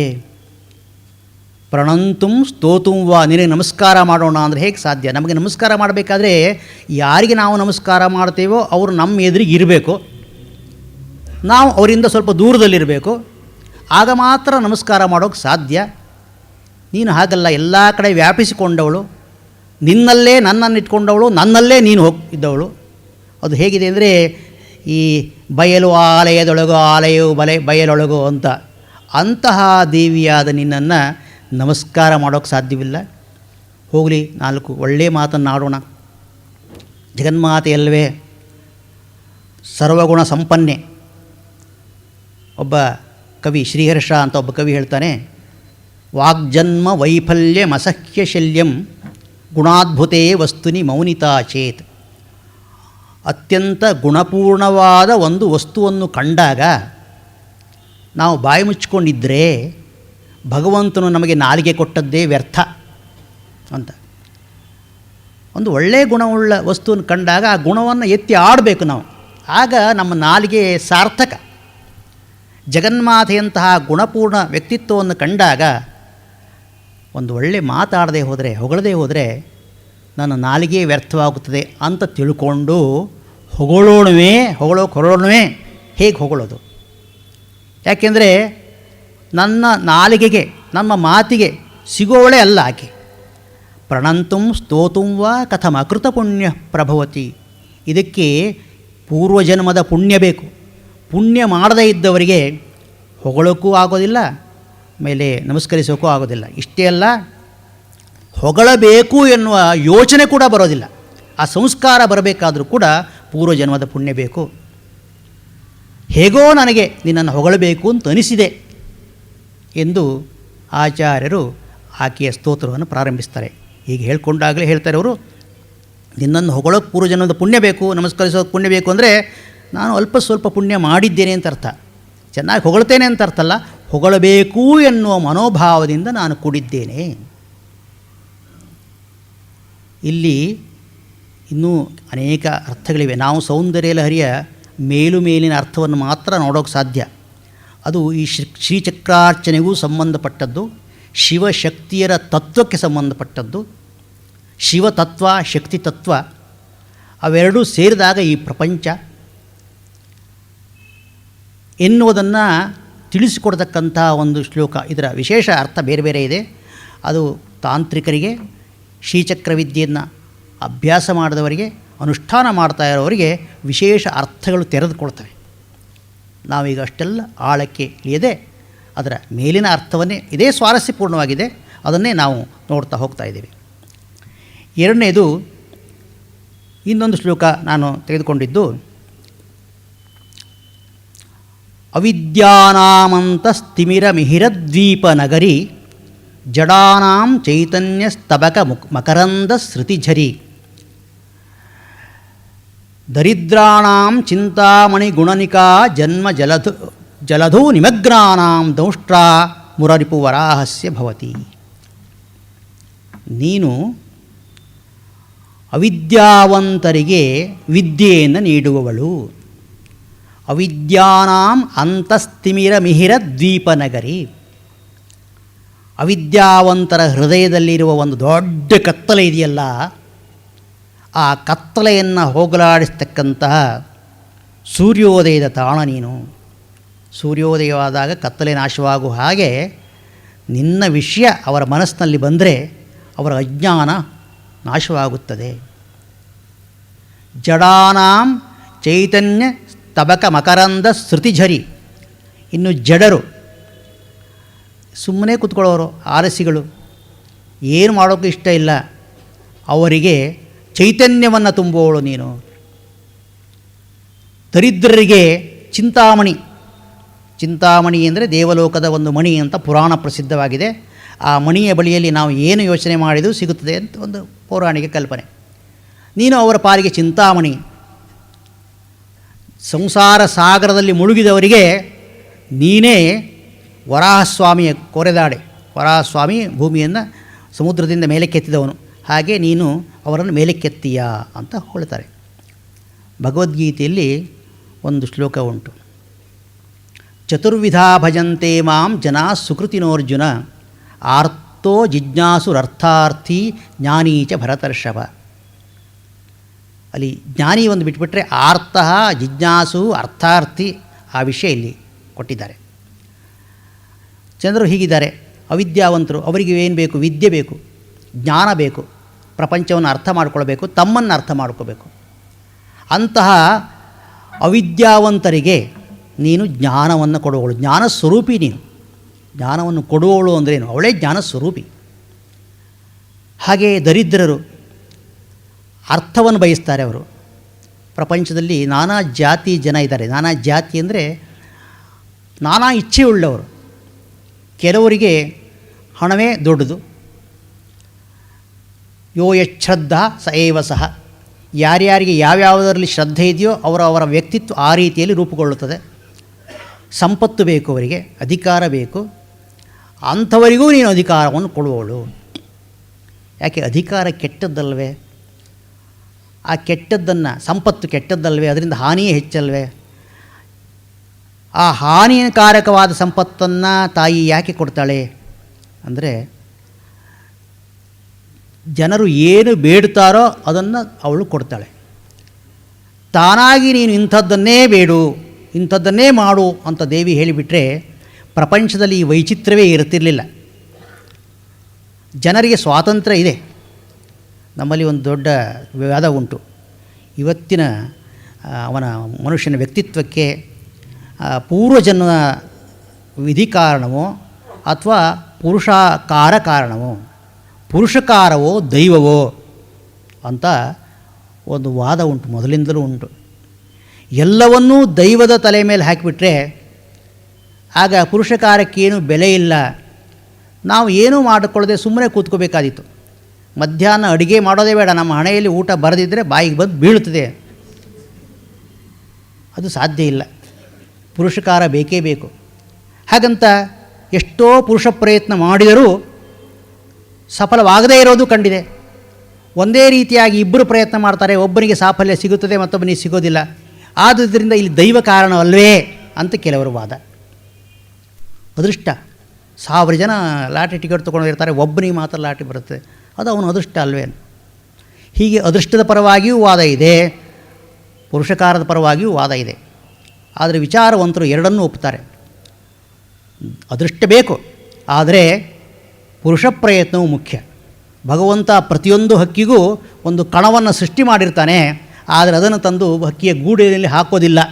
ಈ ಹಕ್ಕಿಯೇ ಹೋಗಿ ಅದನ್ನು ಆರಿಸ್ಕೊಳ್ಬೇಕಾಗ್ತದೆ. ಅವನ ಸ್ವಾತಂತ್ರ್ಯ ಇದೆ, ನಮ್ಮ ನಾನೇ ಮಾಡ್ತೇನೆ ಅಂತ. ಆದರೆ ನಮ್ಮ ಸ್ವಾತಂತ್ರ್ಯಕ್ಕೂ ಒಂದು ಮಿತಿ ಉಂಟು. ಡಿ ವಿ ಜಿಯವರು ಹೇಳ್ತಾರಲ್ಲ, ಪುರುಷನ ಸ್ವಾತಂತ್ರ್ಯ ಅವನ ತೋಳಿಗಿರುವಷ್ಟು. ತೋಳನ್ನು ನಾವು ತಿರ್ಸ್ಬೋದು, ಆ ಕಡೆ ಈ ಕಡೆ ಎಲ್ಲ ಮಾಡಿ ತಿರ್ಸ್ಬೋದು, ಆದರೆ ತೋಳು ನಮ್ಮ ಶರೀರದಿಂದ ಆಚೆಗೆ ಹಾರಿ ಹೋಗೋದಿಲ್ಲ. ಅಷ್ಟೇ ಸ್ವಾತಂತ್ರ್ಯ ತೋಳಿಗೆ. ಅಲ್ಲೇ ಇದ್ಕೊಂಡು ಎಲ್ಲಿ ಬೇಕಾದರೂ ತಿರುಗುತ್ತದೆ ಅದು. ಹಾಗೆ ನಮ್ಮನ್ನು ಯಾವುದೋ ಒಂದು ಗೂಟಕ್ಕೆ ಕಟ್ಟಿ ಹಾಕಿದ್ದಾನೆ, ಆದರೂ ಕಟ್ಟಿ ಹಾಕಿದ್ದಾನೆ ಅಂತ ನಾವು ಸುಮ್ಮನೆ ಕೂತ್ಕೊಳ್ಳೋದಲ್ಲ, ನಾವು ಪ್ರಯತ್ನ ಪಡಬೇಕು. ಹೀಗೆ ಮನುಷ್ಯನ ಸ್ವಾತಂತ್ರ್ಯಕ್ಕೆ ಅವಕಾಶವನ್ನು ಕೊಡ್ತಾಳೆ ದೇವಿ. ನೀನು ಆಯ್ದುಕೋ, ಸಂಪತ್ತನ್ನು ಆಯ್ತೀಯಾ, ನಿನಗೆ ಸಂಪತ್ತು. ವಿದ್ಯೆಯನ್ನು ಆಯ್ದವರಿಗೆ ವಿದ್ಯೆ. ದರಿದ್ರಾಣಾಂ ಚಿಂತಾಮಣಿ ಗುಣನಿಕ. ಇನ್ನು ಏನೂ ಬೇಡ ನನಗೆ ಅಂತ ಹೇಳ್ತಕ್ಕಂತಹ ವ್ಯಕ್ತಿಗಳಿಗೆ ಅವಳು ಜ್ಞಾನವನ್ನು ನೀಡ್ತಾಳೆ. ಜನ್ಮ ಜಲಧೋ ನಿಮಗ್ನಾನಾಂ. ಸಂಸಾರವೆಂಬ ಸಮುದ್ರದಲ್ಲಿ ಮುಳುಗಿದವರಿಗೆ, ಬರೀ ಮುಳುಗಿದವರಿಗೆ ಅಂತಲ್ಲ, ಮುಳುಗಿ ತಾವು ಮೇಲೇಳಬೇಕು ಎಂದು ಬಯಸುವವರಿಗೆ ಅಂತಲೂ ಇಟ್ಕೋಬೇಕಿಲ್ಲಿ. ಹಾಗೆ ಏಳಬೇಕು ಎಂದು ಬಯಸಿ ದೇವಿಯನ್ನೇ ಶರಣು ಹೊಂದಿದವರಿಗೆ ಆಕೆ ಮುರರಿಪು ವರಾಹಸ್ಯ ದೌಷ್ಟ್ರ. ವಿಷ್ಣುವಿನ ವರಾಹಾವತಾರದ ಇದೆಯಲ್ಲ, ಆ ವರಾಹಾವತಾರದ ಕೋರೆದಾಡೆ ಅಂದರೆ ಸಮುದ್ರದ ಮಧ್ಯದಿಂದ ಏಳಿಸ್ತಕ್ಕಂಥ ಸಾಧನವಾಗ್ತಾಳೆ ಅಂತ ವರ್ಣಿಸ್ತಾರೆ. ಇನ್ನೊಂದು ಎಂದರೆ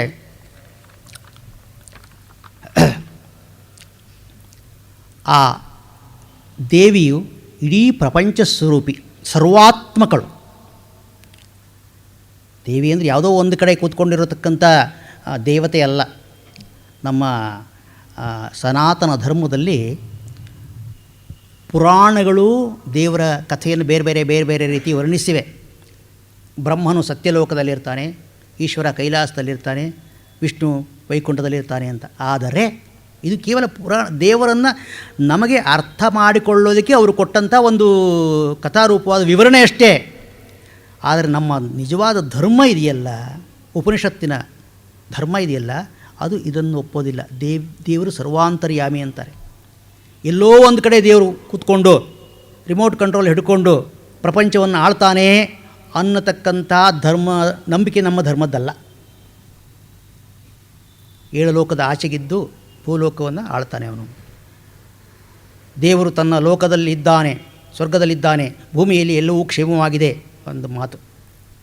ಅದು ಹೇಗಾದ್ರೂ ಇಟ್ಕೋಬೋದು ನೀವು. ದೇವರು ಆ ಸ್ವರ್ಗಲೋಕದಲ್ಲಿ ಇದ್ದು ಆಳ್ತಾ ಇದ್ದಿದ್ದರಿಂದ ಭೂಮಿಯಲ್ಲಿ ಎಲ್ಲ ಕ್ಷೇಮವಾಗಿದೆ ಅಂತಾರು ಆಗ್ಬೋದು, ಅಥವಾ ದೇವರು ಅಲ್ಲಿದ್ದರಿಂದ ನಾವಿಲ್ಲಿ ಕ್ಷೇಮವಾಗಿದ್ದೇವೆ ಅಂತಾರು ಇಟ್ಕೋಬೋದು. ಹಾಗೆ ಹೇಳುವುದಲ್ಲ ಸನಾತನ ಧರ್ಮ.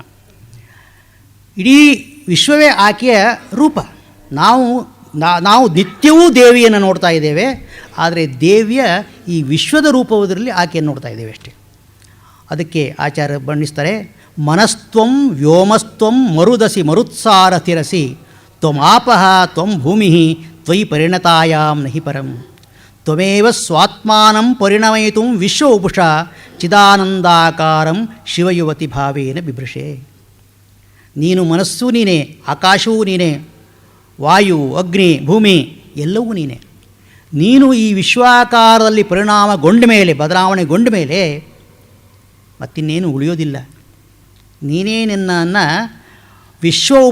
ವಿಶ್ವಾಕಾರದಲ್ಲಿ ಬದಲಾಯಿಸಿಕೊಂಡಿದ್ದೀಯಾ, ಅಂತಹ ದೇವಿ ನೀನು. ಹೀಗೆ ಇಡೀ ವಿಶ್ವಾತ್ಮಕತೆ, ದೇವಿ ವಿಶ್ವಾತ್ಮಳು ಅನ್ನೋದನ್ನು ವರ್ಣಿಸ್ತಾರೆ. ಇಲ್ಲಿ ಒಂದೊಂದು ಪದ್ಯವೂ ಕೂಡ ವಿಶೇಷ ವ್ಯಾಖ್ಯಾನವನ್ನು ಬಯಸ್ತದೆ. ನಾನು ಅಷ್ಟು ವಿವರಣೆಗೆ ಹೋಗೋದಿಲ್ಲ, ಮುಖ್ಯವಾದ ವಿಷಯ ಹೇಳ್ತಾ ಇದ್ದೇನೆ. ಅದಕ್ಕೆ ಒಂದೆರಡು ಮೂರು ಶ್ಲೋಕಗಳನ್ನು ಆರಿಸ್ಕೊಂಡಿದ್ದೇನೆ. ಇನ್ನೊಂದು ಆಕೆಯ ನೇತ್ರಗಳನ್ನು ವರ್ಣಿಸ್ತಾರೆ. ಪವಿತ್ರೀಕರ್ತುಮ್ನಃ ಪಶುಪತಿ ಪರಾಧೀನ ಹೃದಯೇ ದಯಾಮಿತ್ರೈರ್ನೇತ್ರೈ ಅರುಣಧವಲಶ್ಯಾಮ ರುಚಿಭಿ ನದಶೋಣೋ ಗಂಗಾ ತಪನತನಯೇತಿ ಧ್ರುವಮಮುಂ ತ್ರಯಾಣಾಂ ತೀರ್ಥಾನಾಂ ಉಪನೇಸಿ ಸಂಭೇದ ಮತುಲಂ. ನಿನ್ನ ಮೂರು ಕಣ್ಣುಗಳು, ದಯಾಮಿತ್ರೈ ನೇತ್ರೈ, ಕರುಣೆಯಿಂದ ತುಂಬಿದ ಕಣ್ಣುಗಳು. ಮೂರೂ ಕಣ್ಣುಗಳಲ್ಲಿ ಕರುಣೆ ಇದೆ. ಹಾಗೆ ನೋಡಿದರೆ ವರ್ಣನೆ ಮಾಡ್ತಾರೆ ಕೆಲವು ಕಡೆ, ಒಂದು ಕಣ್ಣು ಸೂರ್ಯ, ಇನ್ನೊಂದು ಕಣ್ಣು ಚಂದ್ರ, ಮೂರನೇ ಕಣ್ಣು ಅಗ್ನಿ ಅಂತ. ಈ ಸೂರ್ಯ ಅಗ್ನಿ ಇವೆಲ್ಲ ಸುಡುವಂಥ ವಸ್ತುಗಳೇ, ಆದರೂ ಅವು ದೇವಿಯ ಕಣ್ಣುಗಳಾದಾಗ ಅವು ನಮಗೆ ಕರುಣೆಯನ್ನೇ ತೋರಿಸ್ತವೆ. ದಯಾಮಿತ್ರೈ ನೇತ್ರೈ ಮತ್ತು ಅರುಣಧವಲಶ್ಯಾಮ ರುಚಿಭಿ. ಆ ಕಣ್ಣುಗಳ ಬಣ್ಣ ಹೇಗಿದೆ ಅಂದರೆ, ಅರುಣ ಕೆಂಪು, ಧವಳ ಬಿಳಿ ಮತ್ತು ಶ್ಯಾಮ ಕಪ್ಪು. ಅಂದರೆ ಪ್ರತಿ ಕಣ್ಣಿನಲ್ಲಿಯೂ ಒಂದು ಕಣ್ಣು ಬಿಳಿದು ಒಂದು ಕಣ್ಣು ಕೆಂಪು ಅಂತಲ್ಲ, ಪ್ರತಿ ಕಣ್ಣಿನಲ್ಲಿಯೂ ಬಿಳಿ ಬಣ್ಣ, ಕೆಂಪು ಬಣ್ಣ, ಕಪ್ಪು ಬಣ್ಣ ಇದೆ. ಅದರಲ್ಲೇನು ವಿಶೇಷ? ನಮ್ಮ ಕಣ್ಣುಗಳಲ್ಲೂ ಹಾಗೆ ಇದೆಯಲ್ಲ ಅಂದರೆ, ದೇವಿಯ ಕಣ್ಣುಗಳಲ್ಲಿ ಇರತಕ್ಕ ಬಣ್ಣ ಬೇರೆ ಸೂಚನೆಯನ್ನೇ ಕೊಡುತ್ತದೆ. ಆ ಬಣ್ಣ ಕರುಣೆಯನ್ನು ಹೊರಸೂಸುತ್ತದೆ. ಕರುಣೆಯನ್ನು ಹೊರಸೂಸಿ ನಮ್ಮನ್ನು ಪವಿತ್ರರನ್ನಾಗಿ ಮಾಡುತ್ತದೆ. ಆ ಕಣ್ಣಿನಿಂದ ಹೊರಟಂತಹ ಕಿರಣ ಬರೀ ಮೂರು ಬಣ್ಣದ ಕಿರಣ ಅಲ್ಲ, ಮೂರು ನದಿಗಳು, ಪವಿತ್ರತೆಯನ್ನು ಉಂಟು ಮಾಡತಕ್ಕಂಥ ಮೂರು ನದಿಗಳು ಅಂತ ವರ್ಣಿಸ್ತಾರೆ. ಯಾವುದು ಆ ಮೂರು ನದಿಗಳು ಅಂದರೆ, ನದಶೋಣೋ ಗಂಗಾ ತಪನತನಯ. ಕೆಂಪು ಬಣ್ಣ ಶೋಣಾ ನದಿಯನ್ನು ಪ್ರತಿನಿಧಿಸುತ್ತದೆ. ಶೋಣಾ ನದಿ ಅಂದರೆ ಉತ್ತರ ಭಾರತದಲ್ಲಿ ಹರಿಯುವಂಥ ಒಂದು ನದಿ, ಸೋನಾ ಅಂತ ಏನೋ ಅಂತಾರೆ ಅವರು. ಅದು ಕೆಂಪು ಬಣ್ಣದ್ದು ಎಂದು ಪ್ರಸಿದ್ಧಿ. ಕೆಂಪು ಬಣ್ಣದ್ದು ಅಂದರೆ ನದಿಯ ನೀರೇನು ಕೆಂಪು ಬಣ್ಣದ್ದಲ್ಲ, ಕೆಂಪು ಕಲ್ಲುಗಳಿಂದ ಕೂಡಿದ ಭೂಮಿಯಲ್ಲಿ ಆ ನದಿ ಹರಿಯುತ್ತದೆ. ಹೀಗಾಗಿ ಅದನ್ನು ಕೆಂಪು ಬಣ್ಣದ್ದು ಅಂತ ಕವಿಗಳು ಕರೆದುಕೊಂಡು ಬಂದಿದ್ದಾರೆ. ಶೋಣಾ ನದಿ ಅಂತ ಅದು ಪ್ರಸಿದ್ಧ. ಆ ಶೋಣಾ ನದಿಯಲ್ಲಿ ಸಿಗತಕ್ಕಂಥ ಕೆಂಪು ಕಲ್ಲನ್ನು ಗಣೇಶನ ಪ್ರತೀಕವಾಗಿ ಪೂಜಿಸ್ತಾರೆ. ಶೋಣಭದ್ರ ಗಣಪತಿ ಅಂತ ಕೆಂಪು ಕಲ್ಲನ್ನು. ಆ ಶೋಣಾ ನದಿಯನ್ನು ಪ್ರತಿನಿಧಿಸುತ್ತದೆ ನಿನ್ನ ಕೆಂಪು ಬಣ್ಣ, ಕಣ್ಣಿನ ಕೆಂಪು ಬಣ್ಣ. ಇನ್ನು ಬಿಳಿಯ ಬಣ್ಣ ಗಂಗಾ. ಗಂಗಾ ನದಿ ಬಿಳಿಯದು ಅಂತ, ಗಂಗಾ ಜಲ ಬಿಳಿಯದು ಅಂತ. ಅದು ಅಷ್ಟೇ, ಜಲ ಬಿಳಿಯದಲ್ಲ, ಹಿಮಾಲಯದಿಂದ ಹರಿದು ಬರೋದರಿಂದ ಗಂಗಾ ನದಿಯನ್ನು ಬಿಳಿದು ಅಂತ ಕವಿಗಳು ಭಾವಕರು ಬಣ್ಣಿಸ್ತಾರೆ. ಮೂರನೇದು ಕಪ್ಪು ಬಣ್ಣ, ತಪನತನಯ, ಸೂರ್ಯಪುತ್ರಿ ಯಮುನಾ ನದಿ. ಹೀಗೆ ನಿನ್ನ ಈ ಕಣ್ಣಿನ ಮೂರು ಬಣ್ಣ ಶೋಣಾ ನದಿ, ಗಂಗಾ ನದಿ ಮತ್ತು ಯಮುನಾ ನದಿಗಳ ಸಂಗಮವನ್ನು ಉಂಟು ಮಾಡುತ್ತದೆ. ಯಾಕೆ ಅಂದರೆ, ಪವಿತ್ರೀಕರ್ತುಮ್ನಃ, ನಮ್ಮನ್ನು ಪವಿತ್ರರನ್ನಾಗಿ ಮಾಡಲು. ಗಂಗಾ ನದಿ, ಯಮುನಾ ನದಿ, ಈ ಶೋಣಾ ನದಿಗಳೆಲ್ಲ ಪವಿತ್ರವಾದ ನದಿಗಳು. ಗಂಗಾ ನದಿಯಲ್ಲಿ ಸ್ನಾನ ಮಾಡಿದರೆ ಪವಿತ್ರತೆ ಉಂಟಾಗುತ್ತದೆ ಅನ್ನೋದು ಗೊತ್ತಿದ್ದದೆ. ಹಾಗೆ ಯಮುನಾ ನದಿ ಸೂರ್ಯಪುತ್ರಿ ಆದುದರಿಂದ ಶನಿದೋಷಕ್ಕೆ ಒಳಗಾದವರೆಲ್ಲ ಯಮುನಾ ನದಿಯಲ್ಲಿ ಸ್ನಾನ ಮಾಡ್ತಾರೆ, ಅಥವಾ ಯಮುನಾ ನದಿಯಲ್ಲಿ ಜಲವನ್ನು ತಂದುಕೊಂಡು ಪ್ರೋಕ್ಷಣೆ ಮಾಡಿಕೊಳ್ತಾರೆ. ಶೋಣಾ ನದಿಯ ಪ್ರಸಿದ್ಧಿ ನಮ್ಮಲ್ಲಿಲ್ಲ, ಉತ್ತರದ ಕಡೆ ಸ್ವಲ್ಪ ಅದರ ಪ್ರಸಿದ್ಧಿಯೂ ಉಂಟು. ಹೀಗೆ ನಮ್ಮನ್ನು ಪವಿತ್ರರನ್ನಾಗಿ ಮಾಡೋದಕ್ಕೆ ನೀನು ಕಣ್ಣಿನಲ್ಲಿ ಮೂರು ಬಣ್ಣಗಳನ್ನು ಇರಿಸಿಕೊಂಡಿದ್ದೀಯಾ ಎಂದು ಆಕೆಯ ದೃಷ್ಟಿಯ ಒಂದು ವೈಶಿಷ್ಟ್ಯವನ್ನು ಆಚಾರ್ಯರು ಸ್ತುತಿಸ್ತಾರೆ. ಇದಾದ ನಂತರ ಇನ್ನೊಂದು,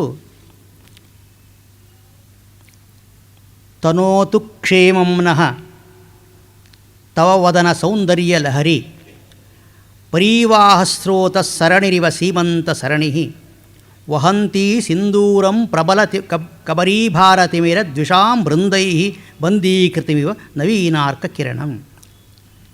ಈ ಶ್ಲೋಕದಲ್ಲಿ ಸೌಂದರ್ಯ ಲಹರಿ ಎನ್ನುವ ಪದ್ಯ ಬರ್ತದೆ, ಶಬ್ದ ಬರ್ತದೆ.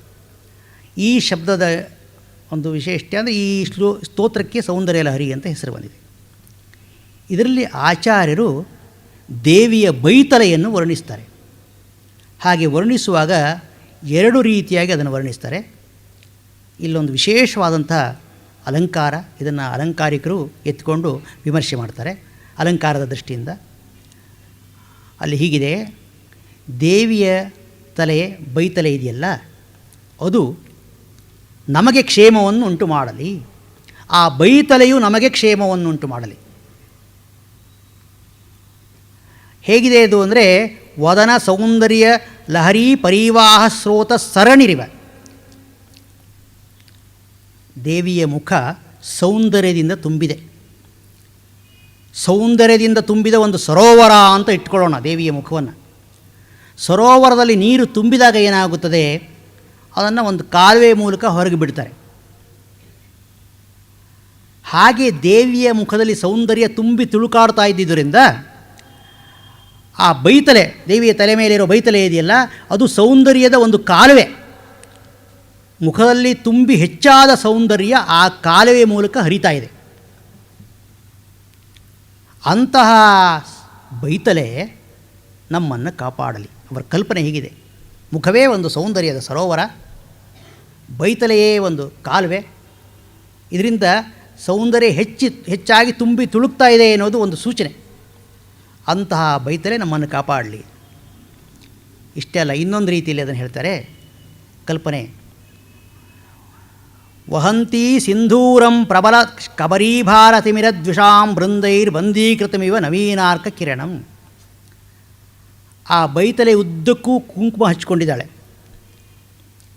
ಸಿಂಧೂರವನ್ನು ಹಚ್ಚಿಕೊಂಡಿದ್ದಾಳೆ. ಆಕೆಯ ಹಣೆಯಲ್ಲಿ ಒಂದು ಅಗಲವಾದ ಕುಂಕುಮದ ಬೊಟ್ಟು ಇದೆ. ಅದು ಆಚಾರ್ಯರ ಕಣ್ಣಿಗೆ ಬಾಲಸೂರ್ಯನಂತೆ ಕಾಣುತ್ತದೆ. ಹಣೆಯಲ್ಲಿರುವ ಕುಂಕುಮದ ಬೊಟ್ಟು ಬಾಲಸೂರ್ಯ, ಆ ಸಿಂಧೂರವನ್ನು ಹಚ್ಚಿದ ಬೈತಲೆ ಆ ಬಾಲಸೂರ್ಯನ ಒಂದು ಕಿರಣ. ಒಂದು ಕಿರಣ ಆ ಕಡೆ ಹೋಗಿದೆ. ಇಷ್ಟೇ ಅಲ್ಲ, ಈ ಕತ್ತಲೆಗೆ ಸೂರ್ಯನನ್ನು ಕಂಡರೆ ದ್ವೇಷ, ಈತ ನಮ್ಮನ್ನು ನಾಶ ಮಾಡಿಬಿಡ್ತಾನೆ ಅಂತ ಆ ಸೂರ್ಯನ ಮೇಲೆ ಕತ್ತಲೆ ವೈರ ಸಾಧಿಸ್ತದೆ. ವೈರ ಸಾಧಿಸುತ್ತದೆ, ಆದರೆ ಗೆಲ್ಲೋಕ್ಕೆ ಸಾಧ್ಯವಿಲ್ಲ.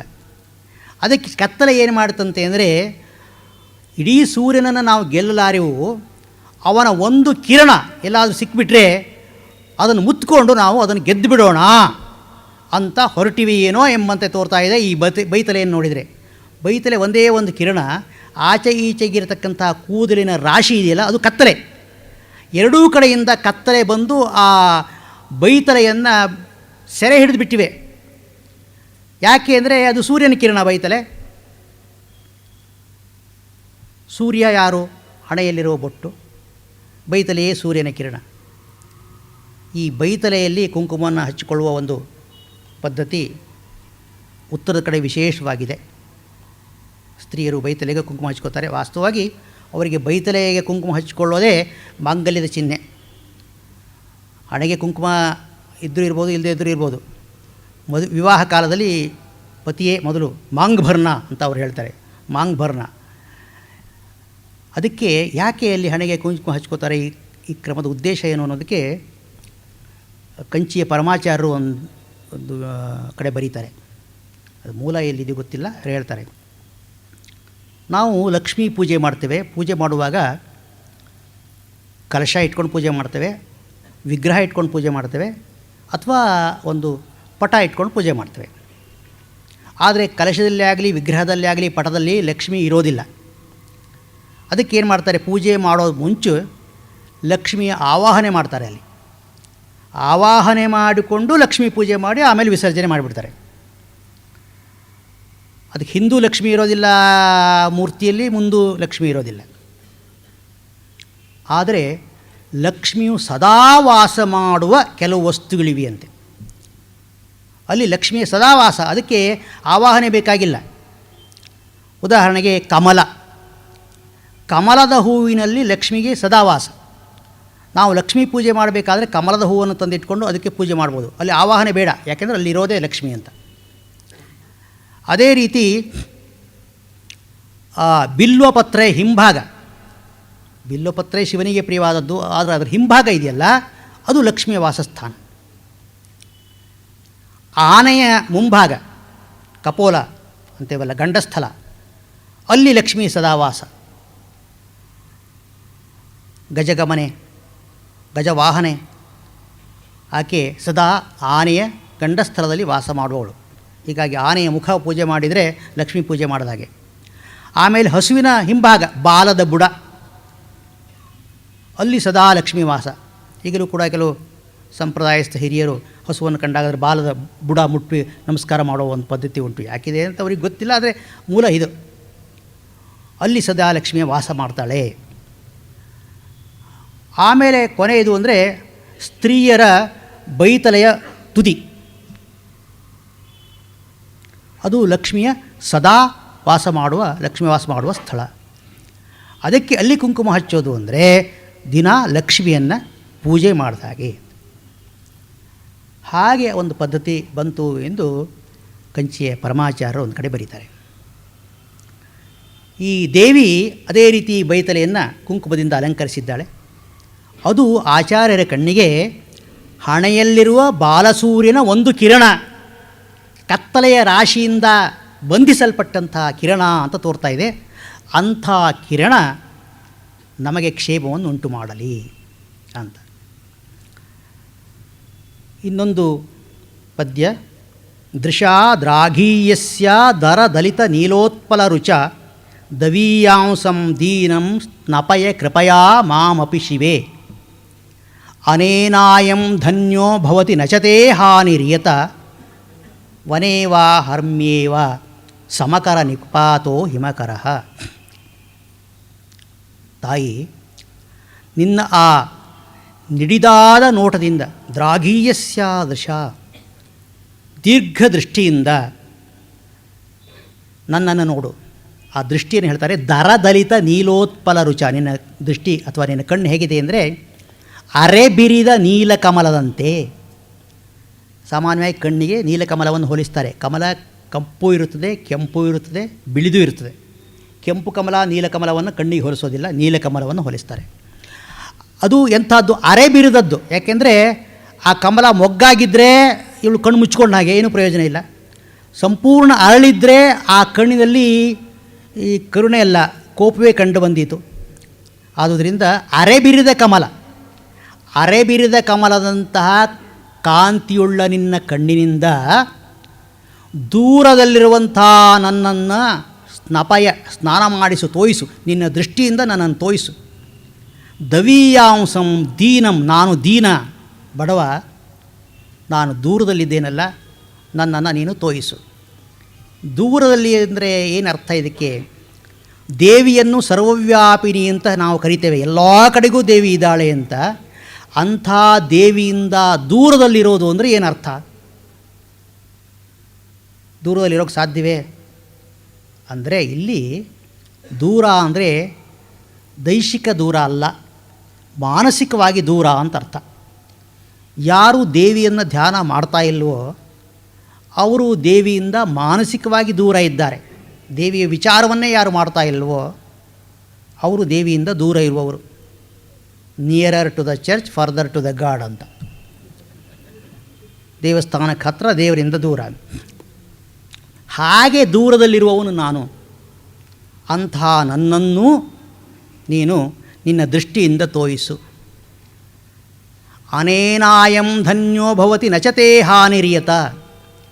ಎಲ್ಲ ಕಡೆಗೂ ಕರುಣಾದೃಷ್ಟಿಯನ್ನು ಬೀರುವ ನೀನು ಒಂದು ಸ್ವಲ್ಪ ನನ್ನ ಮೇಲೂ ಆ ದೃಷ್ಟಿಯನ್ನು ಬೀರಿದರೆ ನಿನಗೇನು ನಷ್ಟ ಇಲ್ಲ. ಹೊಸ್ದಾಗಿ ನನಗೇನು ಕಷ್ಟಪಟ್ಟು ನನ್ನ ಮೇಲೆ ದೃಷ್ಟಿ ಬೀರಬೇಕಾಗಿಲ್ಲ, ಎಲ್ಲರ ಮೇಲೂ ಬೀರ್ತಾ ಇದೆಯಾ. ನಿನಗೆ ನಷ್ಟ ಇಲ್ಲ, ನನಗೆ ಲಾಭ ಉಂಟು. ಯಾಕೆ ಈ ಕೆಲಸ ಮಾಡಬಾರ್ದು? ನಚತೆ ಹಾನಿರ್ಯತ ಅನೇನಾಯಂ ಧನ್ಯೋ ಭವತಿ, ನಾನು ಧನ್ಯನಾಗ್ತೇನೆ. ಇಷ್ಟೇ ಅಲ್ಲ, ಅದಕ್ಕೆ ಒಂದು ದೃಷ್ಟಾಂತ ಕೊಡ್ತಾರೆ. ವನೇವಾಹರ್ಮ್ಯೇವ ಸಮಕರ ನಿಪಾತೋ ಹಿಮಕರ. ಚಂದ್ರ ಕಾಡಿನಲ್ಲೇ ಆಗಲಿ ನಾಡಿನಲ್ಲೇ ಆಗಲಿ, ಬಡವರ ಮನೆ ಮೇಲಾಗಲಿ ಶ್ರೀಮಂತರ ಮನೆ ಮೇಲಾಗಲಿ, ವಿದ್ವಾಂಸರ ಮನೆ ಮೇಲಾಗಲಿ ಮೂರ್ಖರ ಮನೆ ಮೇಲಾಗಲಿ ಒಂದೇ ಸಮನೆ ತನ್ನ ಕಿರಣವನ್ನು ಬೀರ್ತಾನೆ, ಪಕ್ಷಪಾತ ಮಾಡೋದಿಲ್ಲ. ಹಾಗೆ ನಾನು ದೀನನಾದರೂ ನನ್ನ ಮೇಲೆ ನಿನ್ನ ದೃಷ್ಟಿಯನ್ನು ಬೀರು. ಇದು ಒಂದು ಸರಳವಾದ ಅರ್ಥ. ಆದರೆ ಇಲ್ಲಿ ಆಚಾರ್ಯರು ಇನ್ನೊಂದು ಸೂಚನೆ ಕೊಡ್ತಾರೆ. ಈ ಚಂದ್ರನನ್ನ ದೃಷ್ಟಾಂತವನ್ನು ಕೊಡುವುದರ ಮೂಲಕ ಒಂದು ಸೂಚನೆ ಕೊಡ್ತಾರೆ. ಚಂದ್ರನ ಕಿರಣ ಎಲ್ಲರ ಮೇಲೂ, ಇಡೀ ಪ್ರಪಂಚದ ಮೇಲೂ ಬೀಳ್ತಾ ಇರುವಾಗ ಚಂದ್ರ ಆಕಾಶದಲ್ಲಿದ್ದಾಗ ಅವನ ಕಿರಣ ಎಲ್ಲ ಕಡೆಗೂ ಬೀಳುತ್ತಲೇ ಇರುತ್ತದೆ. ಹೀಗಿರುವಾಗ ಚಂದ್ರನೇ ನಿನ್ನ ಕಿರಣವನ್ನು ನನ್ನ ಮೇಲೆ ಬೀಳಿಸು ಅಂತ ಯಾರಾದರೂ ಬೇಡ್ಕೋತಾರ? ಹಗಲೊತ್ತಿನಲ್ಲಿ ಸೂರ್ಯ ಉರಿತಾ ಇರಬೇಕಾದ್ರೆ ಸೂರ್ಯನೇ ನಮಗೆ ಬೆಳಕು ಕೊಡು ಅಂತ ಯಾರಾದರೂ ಕೇಳ್ಕೊತಾರ? ನಾವು ಕೇಳಲಿ ಬಿಡಲಿ, ಸೂರ್ಯ ಇದ್ದಾನೆ ಅಂದರೆ ಬೆಳಕಿದೆ. ಹಾಗೆ ಚಂದ್ರ ಆಕಾಶದಲ್ಲಿದ್ದಾನೆ ಅಂದರೆ ಅವನ ತಂಗಿರಣಗಳು ನಮ್ಮ ಮೇಲೆ ಬಿದ್ದೇ ಬೀಳ್ತವೆ. ಮತ್ತು ಪ್ರಾರ್ಥನೆ ಮಾಡೋದು ಯಾಕೆ, ಕೇಳೋದು ಯಾಕೆ? ಅದೇ ರೀತಿ ದೇವಿಯ ಕೃಪಾದೃಷ್ಟಿ ಎಲ್ಲ ಕಡೆಗೂ ಬೀಳುತ್ತಲೇ ಇರಬೇಕಾದರೆ ಮತ್ತು ದೇವಿ ನನ್ನ ಮೇಲೆ ಕೃಪಾದೃಷ್ಟಿಯನ್ನು ಬೀರು ಅಂತ ಕೇಳೋದೇನು? ನಾವು ಕೇಳದೆ ಹೋದರೆ ಏನು ಅವಳು ಕಣ್ಮುಚ್ಕೋತಾಳ? ಇಲ್ವಲ್ಲ, ಅವಳಿಗೆ ಕಣ್ಮುಚ್ಕೊಳ್ಳೋಕೆ ಸಾಧ್ಯವಿಲ್ಲ. ಚಂದ್ರನಿಗೆ ತನ್ನ ಕಿರಣಗಳನ್ನು ಹೇಗೆ ಹಿಡಿದಿಡೋಕ್ಕೆ ಸಾಧ್ಯವಿಲ್ಲವೋ, ವಾಪಸ್ ತೊಗೊಳೋಕೆ ಸಾಧ್ಯವಿಲ್ಲವೋ, ದೇವಿಗೂ ತನ್ನ ಕೃಪಾದೃಷ್ಟಿಯನ್ನು ಹಿಂದಕ್ಕೆ ತೊಗೊಳೋಕೆ ಸಾಧ್ಯವಿಲ್ಲ. ಬೀರ್ತಾನೆ ಇರ್ತಾಳೆ ಆಕೆ. ಮತ್ತೆ ಆಕೆಯನ್ನು ಯಾಕೆ ಪ್ರಾರ್ಥಿಸಬೇಕು ಅಂದರೆ, ಇದು ಎಲ್ಲ ಭಕ್ತರು ಗಮನಿಸಬೇಕಾದ ಅಂಶ. ಇಲ್ಲಿ ಚಂದ್ರ ನಮ್ಮ ಮೇಲೆ ಕಿರಣವನ್ನು ಸದಾ ಬೀರ್ತಾ ಇದ್ದರೂ ಕೂಡ ನಾವು ಮನೆಯೊಳಗೆ ಅಡಗಿಕೊಂಡಿದ್ದರೆ ಅವನ ಕಿರಣ ನಮ್ಮ ಮೇಲೆ ಬೀಳೋದಿಲ್ಲ. ಅಥವಾ ಹೊರಗಡೆ ಬೀದಿಯಲ್ಲಿ ಬಂದರೂ ಕೂಡ ಛತ್ರಿ ಹಿಡ್ಕೊಂಡು ಬಂದಿದ್ದರೆ ಬೀಳೋದಿಲ್ಲ. ಆ ರೀತಿಯಾಗಿ ಚಂದ್ರನ ಕಿರಣಕ್ಕೂ ನಮಗೂ ಒಂದು ಅಡ್ಡಿ ಇದ್ದರೆ ಅವನ ಕಿರಣ ನಮ್ಮ ಮೇಲೆ ಬೀಳೋದಿಲ್ಲ. ಮತ್ತು ಈ ಅಡ್ಡಿಯನ್ನು ಕಲ್ಪಿಸಿಕೊಂಡವರು ಯಾರು? ನಾವೇ. ಚಂದ್ರ ಏನು ನಮಗೆ ಕೊಡೆ ಹಿಡಿದ್ಬಿಟ್ಟು ನಿನಗೆ ಕಿರಣ ಕೊಡೋದಿಲ್ಲ ಅಂತ ಮರೆ ಮಾಡ್ತಾ ಇಲ್ವಲ್ಲ.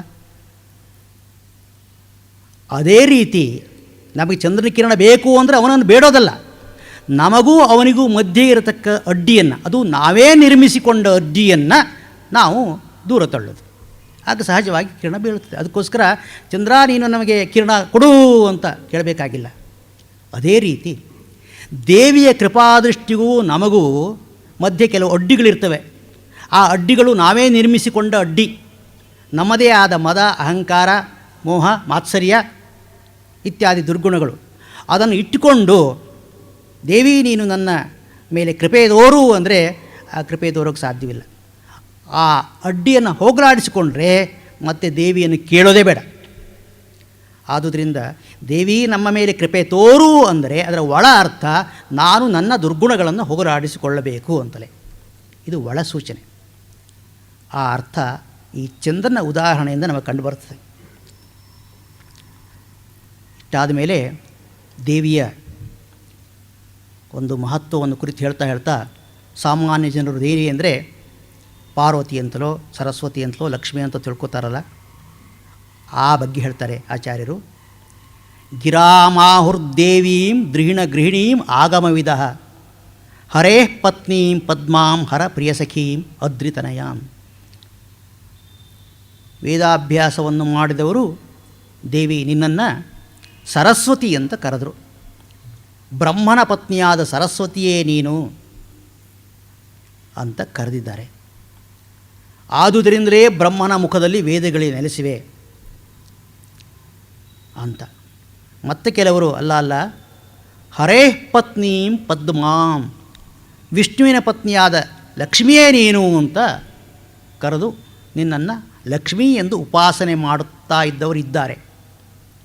ಮತ್ತು ಕೆಲವರು ಹರ ಪ್ರಿಯ ಸಖೀಂ ಅದ್ರಿತನಯಾಂ, ಹರನ ಪ್ರಿಯ ಪತ್ನಿಯಾದಂತಹ ಪಾರ್ವತಿ ಅಂತ ಕರೀತಾರೆ.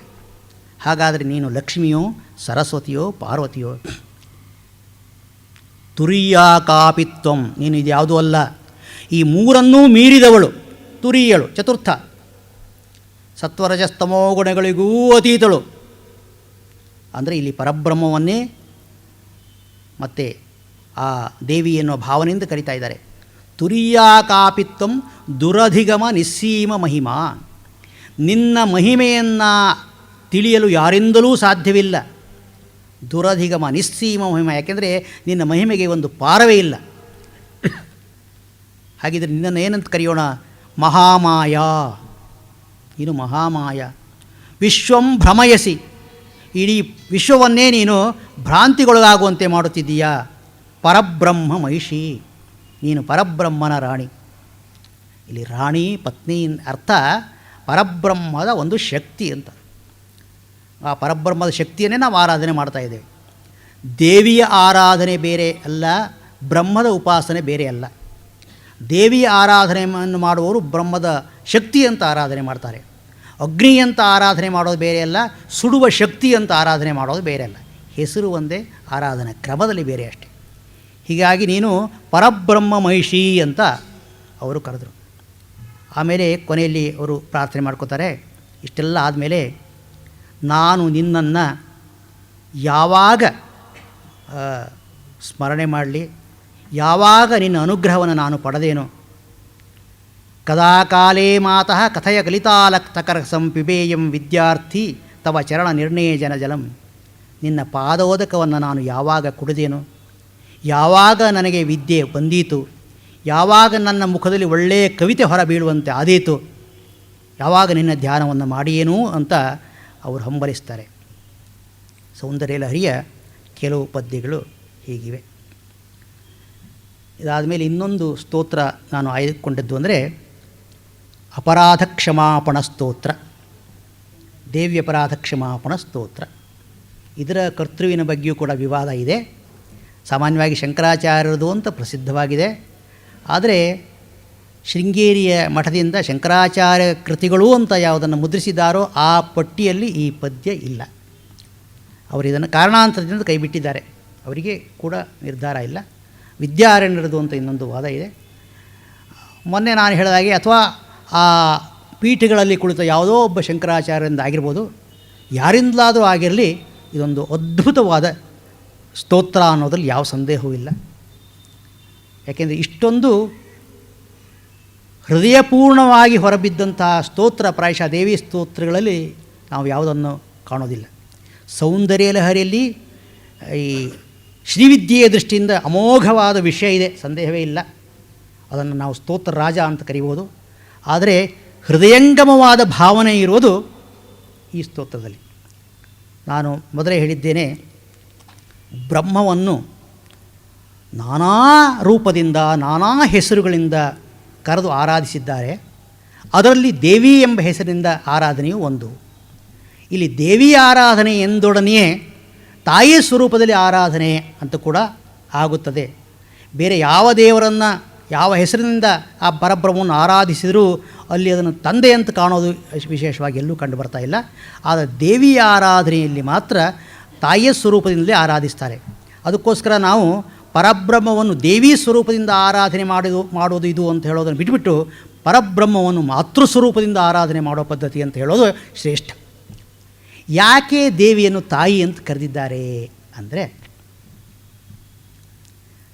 ದೇವಿ ಅಂದರೆ ಅತ್ಯಂತ ಶ್ರೇಷ್ಠವಾದ ಮಹಿಮಾನ್ವಿತವಾದ ಒಂದು ವಸ್ತು. ಅದನ್ನು ಪ್ರಪಂಚದಲ್ಲಿ ಯಾರಿಗೆ ನಾವು ಹೋಲಿಸಬಹುದು ಅಂದರೆ, ಅದಕ್ಕೆ ಹೋಲಿಸೋದಕ್ಕೆ ಯೋಗ್ಯವಾದ ಒಂದೇ ಒಂದು ವಸ್ತು ಅಂದರೆ ತಾಯಿ. ಪ್ರಪಂಚದಲ್ಲಿ ಮಾತೃಭಾವಕ್ಕಿಂತ ತಾಯಿತನಕ್ಕಿಂತ ಶ್ರೇಷ್ಠವಾದ ಭಾವ ಇನ್ನೊಂದಿಲ್ಲ. ಯಾಕೆ ತಾಯಿತನ ಶ್ರೇಷ್ಠವಾದದ್ದು ಅದನ್ನು ನಾವು ವಿವರಿಸಬೇಕಾಗಿಲ್ಲ, ಎಲ್ಲರಿಗೂ ಗೊತ್ತುಂಟು. ಭಗವದ್ಗೀತೆಯಲ್ಲಿ ನೈಷ್ಕರ್ಮ್ಯದ ಬಗ್ಗೆ ಕೆಲವು ಮಾತುಗಳಿವೆ. ನಿಷ್ಕಾಮ ಕರ್ಮದ ಬಗ್ಗೆ ಮಾತಿದೆ. ಯಾವುದೇ ಫಲವನ್ನು ಅಪೇಕ್ಷಿಸದೇ ಕರ್ಮವನ್ನು ಮಾಡಿದರೆ ಅದು ಚಿತ್ತಶುದ್ಧಿಯನ್ನುಂಟು ಮಾಡುತ್ತದೆ. ನಾವು ಮಾಡಬೇಕಾದದ್ದು ಫಲಾಪೇಕ್ಷಾರಹಿತವಾದ ಕರ್ಮ ಅಂತ. ಆದರೆ ಅನೇಕರಿಗೆ ಇದು ಸಾಧ್ಯವಿಲ್ಲ ಅಂತ ಅನಿಸಿದೆ. ಕರ್ಮವನ್ನು ಮಾಡುವಾಗ, ಯಾವುದಾದ್ರೂ ಒಂದು ಕೆಲಸ ಮಾಡುವಾಗ ಫಲವನ್ನು ಬಯಸದೇ ಕೆಲಸ ಮಾಡೋದಕ್ಕೆ ಸಾಧ್ಯವೇ? ನಾವು ಒಂದು ಫಲವನ್ನು ಬಯಸಿಯೇ ಅಲ್ವೇ, ಇದು ಬೇಕು ಅಂತಲ್ವೇ ಒಂದು ಕೆಲಸವನ್ನು ಮಾಡೋದು. ಫಲವೇ ನಮಗೆ ಬೇಡವಾದರೆ ಆ ಕೆಲಸಕ್ಕೆ ಯಾರು ಕೈ ಹಾಕ್ತಾರೆ? ಇದು ಸುಮ್ಮನೆ ಗೀತೆಯಲ್ಲಿ ಹೇಳಿದ್ದಾರೆ ಅಷ್ಟೇ. ಅದು ವಾಸ್ತವವಲ್ಲ ಅಂತ ಕೆಲವರು ನಿರ್ಧಾರ. ಇದು ಸಾಧ್ಯವೇ ಇಲ್ಲ. ಫಲಾಪೇಕ್ಷೆ ಇಲ್ಲದೆ ಕಾರ್ಯವನ್ನು ಮಾಡೋಕ್ಕೆ ಈ ವ್ಯಾವಹಾರಿಕ ಪ್ರಪಂಚದಲ್ಲಿ ಸಾಧ್ಯವಿಲ್ಲ ಅಂತ ಕೆಲವರ ನಿರ್ಣಯ. ಆದರೆ ಇಂತಹ ಒಂದು ನಿಷ್ಕಾಮ ಕರ್ಮ ಉಂಟು ಅನ್ನೋದನ್ನು ತೋರಿಸುವುದೇ ತಾಯಿತನ. ತಾಯಿ ಅಲ್ಲಿ ಮಾತ್ರ ನಾವು ಸ್ಪಷ್ಟವಾಗಿ ಈ ನಿಷ್ಕಾಮ ಕರ್ಮವನ್ನು ಕಾಣ್ತೇವೆ. ಒಬ್ಬ ತಾಯಿ ಒಂದು ಹೆಣ್ಣು ಗಂಡು ಅಂತ ಎರಡು ಜಾತಿ ಇದೆ. ಗಂಡಿನಲ್ಲಿ ಎಂತಹ ದೋಷ ಗುಣಗಳಿವೆಯೋ ಅಷ್ಟು ದೋಷ ಗುಣಗಳು ಹೆಣ್ಣು ಜಾತಿಯಲ್ಲೂ ಇರ್ತವೆ, ಅದರಲ್ಲೇನು ವಿಶೇಷ ಇಲ್ಲ. ಆದರೆ ಆ ಹೆಣ್ಣು ತಾಯಿಯಾದಾಗ ಮಾತ್ರ ದೈವಿ ಗುಣ ಸಂಪನ್ನತೆ ಅಲ್ಲಿ ಬರ್ತದೆ. ಒಬ್ಬ ತಾಯಿ ತನ್ನ ಮಗುವನ್ನು 9 ತಿಂಗಳು ಹೆತ್ತು ಸಾಕಿ ಸಲಹಿ ಆ ಮಗುವಿಗೆ ರೋಗ ರುಜಿನಾದಿಗಳು ಬಂದಾಗ ಕಷ್ಟಪಟ್ಟು ಕಾಪಾಡ್ತಾಳೆ. ನಿದ್ದೆಗೆಟ್ಟು ಬುದ್ಧಿಗೆಟ್ಟು ಆ ಮಗುವಿಗೆ ಊಟ ಹಾಕ್ತಾಳೆ. ಹೀಗೆ ಮಾಡುವಾಗ ಎಲ್ಲ ಆ ತಾಯಿಯಾದವಳು ನಾಳೆ ಇವನು ದೊಡ್ಡವನಾಗ್ತಾನೆ, ಹಣ ಸಂಪಾದನೆ ಮಾಡ್ತಾನೆ, ನನ್ನನ್ನು ಸುಖದಲ್ಲಿರ್ತಾನೆ, ಇರಿಸ್ತಾನೆ, ತೀರ್ಥಯಾತ್ರೆ ಕರ್ಕೊಂಡು ಹೋಗ್ತಾನೆ ಅಂತ ಲೆಕ್ಕಾಚಾರ ಹಾಕಿ ತುತ್ತು ಹಾಕ್ತಾಳೆಯೇ, ಅಥವಾ ಇದು ನನ್ನ ಕರ್ತವ್ಯ ಅಂತ ಮುಂದಿನ ಯಾವ ಫಲವನ್ನು ಯೋಚನೆ ಮಾಡದೆ ಊಟ ಹಾಕ್ತಾಳೆ. ಇಷ್ಟೇ ಅಲ್ಲ, ಆ ಸೇವೆ ಮಾಡುವುದರಲ್ಲಿ ಸಂತೋಷ ಪಟ್ಟುಕೊಳ್ತಾಳೆ.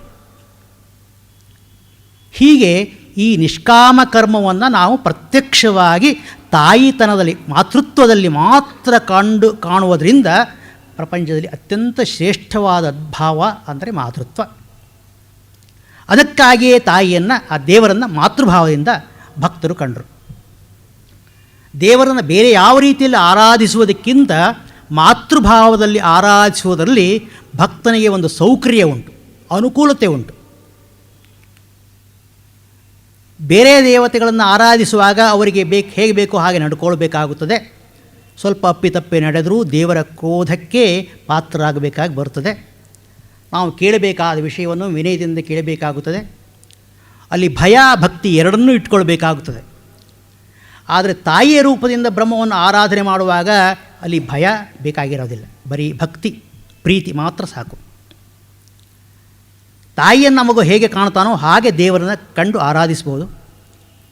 ಆ ದೇವರಲ್ಲಿ ತಾಯಿಯಲ್ಲಿ ಬೇಡಬಹುದು, ಕಾಡಬಹುದು, ಜಗಳ ಆಡಬಹುದು. ದೇವರನ್ನು ತಾಯಿ ಅಂತ ಕಂಡಾಗ ಆ ದೇವರೊಡನೆ ನಾವು ಜಗಳ ಆಡ್ಬೋದು, ಕೋಪ ಬರಲಿಕ್ಕಿಲ್ಲ. ಯಾಕೆಂದರೆ ತಾಯಿ ಕುಪುತ್ರೋ ಜಾಯೇತ ಕ್ವಚಿತ ವಿಕುಮಾತಾನ ಭವತಿ. ಮಕ್ಕಳು ಎಷ್ಟೇ ಕೆಟ್ಟವರಾಗಿರ್ಬೋದು, ಆದರೂ ತಾಯಿ ಕೆಟ್ಟವರಾಗಲು ಸಾಧ್ಯವಿಲ್ಲ ಎನ್ನುವ ವಾಕ್ಯ ಈ ಸ್ತೋತ್ರದಲ್ಲಿದೆ, ಅಪರಾಧ ಕ್ಷಮಾಪಣ ಸ್ತೋತ್ರದಲ್ಲಿ. ತಾಯಿ ತನ್ನ ಮಗನ ಬಗ್ಗೆ ಎಂದಿಗೂ ಕೆಟ್ಟ ಯೋಚನೆ ಮಾಡೋದಿಲ್ಲ. ನಾವು ದೇವರನ್ನು ತಾಯಿ ಅಂತ ಕಂಡಾಗ ಆ ದೇವರು ನಮ್ಮ ಬಗ್ಗೆ ಕೆಟ್ಟ ಯೋಚನೆ ಮಾಡೋಕ್ಕೆ ಸಾಧ್ಯವೇ ಇಲ್ಲ. ಆಗ ನಮಗೊಂದು ರೀತಿ ಸ್ವಾತಂತ್ರ್ಯ, ಏನೋ ಸ್ವಲ್ಪ ಹೆಚ್ಚು ಕಡಿಮೆ ಆದರೂ ತಾಯಿ ಸಹಿಸ್ಕೊಂಡು ಹೋಗ್ತಾಳೆ.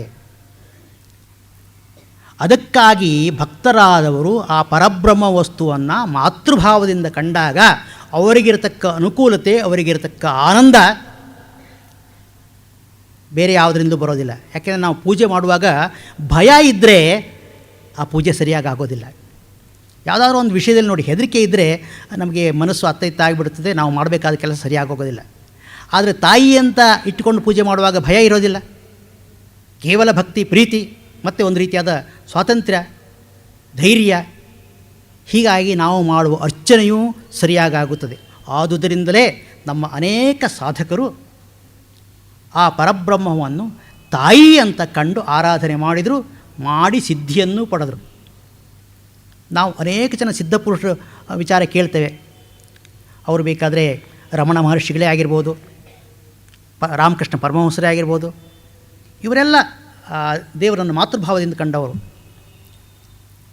ಇನ್ನೊಬ್ಬರು ಇದ್ದರು, ವಿಶಾಖಪಟ್ಟಣದಲ್ಲಿ ಅವರು ಜನ್ಮ. ಅವರು ಈ ಕಡೆಗೆ ಇದ್ದು ಬಹಳ ಪಂಡಿತರು ಅಂತ ಪ್ರಖ್ಯಾತರಾದವರು. ಅವರು ಕೂಡ ದೇವರಾತ್ರ ಗುರುಗಳು, ದೇವರಾತ್ರು ಅಂತ ವೇದ ಮಂತ್ರವನ್ನು ಕಂಡು ಹಿಡಿದವರು ಅಂತ ಪ್ರಸಿದ್ಧರಾದ ದೇವರಾತ್ರ ಗುರುಗಳು. ಅವರು ಕೂಡ ದೇವಿ ಉಪಾಸಕರಾಗಿದ್ದರು. ಹೀಗೆ ಅನೇಕರಿದ್ದಾರೆ ದೇವಿ ಉಪಾಸಕರು, ಆ ರೀತಿ ಸಿದ್ಧಿಯನ್ನು ಪಡೆದವರು. ಆ ರೀತಿಯಲ್ಲಿ ಇಟ್ಕೊಂಡು ದೇವಿಯಲ್ಲಿ ಏನು ಮಾಡಿದರೂ ಅಪರಾಧವಾಗೋದಿಲ್ಲ, ಆದರೂ ನಮ್ಮಿಂದ ಏನಾದರೂ ತಪ್ಪಾಗಿರಬಹುದು ಎಂದು ಈ ಕವಿ ಅಲ್ಲಿ ಅಪರಾಧವನ್ನು ಕ್ಷಮಿಸು ಅಂತ ಕೇಳ್ಕೊತಾನೆ. ಅವನ ಮಾತು ಹೀಗಿದೆ: ನಮಂತ್ರಂ ನೋಯಂತ್ರಂ ತದಪಿ ಚ ನ ಜಾನೆ ಸ್ತುತಿಮಹೋ ನ ಚಾಕ್ವಾನಂ ಧ್ಯಾನಂ ತದಪಿ ಚ ನ ಜಾನೆ ಸ್ತುತಿಕಥಾ ನ ಜಾನೆ ಮುದ್ರಾಸ್ತೆ ತದಪಿ ಚ ನ ಜಾನೆ ವಿಲಪನಂ ಪರಂ ಜಾನೆ ಮಾತಸ್ತದನುಸರಣಂ ಕ್ಲೇಶಹರಣಂ. ತಾಯಿ, ನನಗೆ ಮಂತ್ರ ಗೊತ್ತಿಲ್ಲ. ಗೊತ್ತಿಲ್ಲ ಅಂತಲ್ಲ, ಗೊತ್ತಿದೆ, ಪೂಜೆ ಮಾಡ್ತಾ ಇದ್ದಾನೆ, ಆದರೆ ಗೊತ್ತಿಲ್ಲ ಅಂತ ಹೇಳ್ಕೊಳ್ಳೋದು ವಾಸಿ. ಯಾಕೆಂದರೆ ಅದು ಸರಿಯಾಗಿ ಆ ಮಂತ್ರೋಚ್ಚಾರಣೆ ಗೊತ್ತಿಲ್ಲ. ಆ ಮಂತ್ರವನ್ನು ಉಚ್ಚರಿಸುವಾಗ ಒಂದು ಸ್ವಲ್ಪ ಸ್ವರ ವ್ಯತ್ಯಾಸವಾದರೆ ಅದರಿಂದ ಅನಾಹುತವಾಗುತ್ತದಂತೆ. ಅದಕ್ಕೋಸ್ಕರ ನನಗೆ ಮಂತ್ರ ಗೊತ್ತಿಲ್ಲ. ಯಂತ್ರ, ಶ್ರೀಚಕ್ರ ಯಂತ್ರ ಏನೋ ಮಾಡಿ ದೇವಿ ಪೂಜೆ ಮಾಡ್ತಾರೆ, ಯಂತ್ರ ನನಗೆ ಗೊತ್ತಿಲ್ಲ. ಸ್ತೋತ್ರ ಮಾಡುವುದು ಗೊತ್ತಿಲ್ಲ. ನಿನ್ನನ್ನು ಹೇಗೆ ಹೊಗಳಬೇಕು ಅಂತ ಗೊತ್ತಿಲ್ಲ, ಹೊಗಳ್ತಾ ಇಲ್ಲ. ರಚಾಹ್ವಾನಂ ಧ್ಯಾನಂ, ನಿನ್ನ ಪೂಜೆ ಮಾಡುವಾಗ ಮೊದಲು ಆವಾಹನೆ ಮಾಡಬೇಕು, ಧ್ಯಾನ ಮಾಡಬೇಕು, ಆಮೇಲೆ ಸ್ತೋತ್ರ ಮಾಡಬೇಕು, ಯಾವುದೂ ಗೊತ್ತಿಲ್ಲ. ನಜಾನೇ ಮುದ್ರಾಸ್ತೆ, ಶ್ರೀಚಕ್ರಾರ್ಚನೆಯಲ್ಲಿ ಮುದ್ರೆಗೆ ಒಂದು ವಿಶೇಷ ಪ್ರಾಧಾನ್ಯ ಉಂಟು. ಅನೇಕ ಮುದ್ರೆಗಳಿವೆ. ಹಸ್ತದ ರೀತಿ ಇಟ್ಕೊಳ್ಳುವ, ಬೆರಳುಗಳನ್ನು ಇಟ್ಕೊಳ್ಳುವ ರೀತಿ, ಅದು ಗೊತ್ತಿಲ್ಲ. ನಜಾನೇ ವಿಲಪನಂ, ಅಳೋದು ಗೊತ್ತಿಲ್ಲ. ಪರಂ ಜಾನೇ ಮಾತಸ್ತ್ವದನುಸರಣಂ ಕ್ಲೇಶಹರಣಂ. ಒಂದೇ ಒಂದು ವಿಷಯ ನನಗೆ ಗೊತ್ತು, ಏನೆಂದರೆ ನಿನ್ನನ್ನು ಹಿಂಬಾಲಿಸಿದರೆ ನನ್ನ ಕಷ್ಟಗಳೆಲ್ಲ ದೂರವಾಗ್ತವೆ. ನಿನ್ನೆ ಸೆರೆಗೆ ಹಿಡ್ಕೊಂಡು ಹೋದರೆ ಕಷ್ಟ ಎಲ್ಲ ದೂರ ಆಗ್ತದೆ. ಇಷ್ಟೊಂದು ನನಗೆ ಗೊತ್ತು ಅಷ್ಟೇ, ಮತ್ತು ಇನ್ನೇನು ಗೊತ್ತಿಲ್ಲ. ನಜಾನೇ ವಿಲಪನಂ ಅಂತ ಹೇಳ್ತಾನೆ ಈ ಸಾಧಕ. ಅಳೋದು ಗೊತ್ತಿಲ್ಲ. ಅಯ್ಯೋ, ಅಳೋದು ಗೊತ್ತಿದ್ದರೆ ಏನು ಪ್ರಯೋಜನ? ಯಾಕೆ ಅಳಬೇಕು ಅಂದರೆ, ಮನುಷ್ಯನಾದವನು ತನ್ನ ಹೃದಯವನ್ನು ಶುದ್ಧಿ ಮಾಡಿಕೊಳ್ಳಬೇಕು ಅಂತಾದರೂ ಅವನು ಸ್ವಲ್ಪ ಅಳಬೇಕು. ಒಬ್ಬ ಕವಿ ಹೇಳ್ತಾನೆ, ಅವನು ಎಷ್ಟೇ ದೊಡ್ಡ ಮಹಾತ್ಮನಾಗಿರಲಿ, ಏಕಾಂತದಲ್ಲಿ ಕೂಡ ಒಮ್ಮೆ ಕೂಡ ಕಣ್ಣೀರು ಹಾಕದ ಆ ಮಹಾತ್ಮನ ನೆರಳು ನನಗೆ ಬೇಡ ಅಂತ. ಕಣ್ಣೀರು ಬರೀ ಕಣ್ಣನ್ನು ಶುದ್ಧಿ ಮಾಡೋದಲ್ಲ. ಹೇಳ್ತಾರೆ ಈಗಿನ ವಿಜ್ಞಾನಿಗಳು, ಅದೇನೋ ಲೈಸೋಜಮ್ ಅಂತ ಒಂದು ಎಂಜೈಮ್ ಇರುತ್ತಂತೆ ಅದರೊಳಗೆ, ಕಣ್ಣೀರಿನಲ್ಲಿ. ಅದು ಕ್ರಿಮಿನಾಶಕ ಹಾಗೆ ಹೀಗೆ ಅಂತಾರೆ. ಅದು ಕ್ರಿಮಿನಾಶಕ ಹೌದೋ ಅಲ್ಲೋ ಏನೋ ಇಲ್ಲ. ಆದರೆ ಕಣ್ಣೀರು ಹಾಕಿದಾಗ ನಮ್ಮ ಹೃದಯದ ಸ್ವಲ್ಪವಾದರೂ ಕೊಳೆ ಹೋಗುತ್ತದೆ. ಯಾರು ಪದೇ ಪದೇ ಅಳ್ತಾರೋ, ಕಣ್ಣೀರು ಹಾಕ್ತಾರೋ, ಅವರ ಹೃದಯ ಶುದ್ಧವಾಗಿರ್ತದೆ. ಮಕ್ಕಳೇ ಇದರಲ್ಲಿ ದೃಷ್ಟಾಂತ.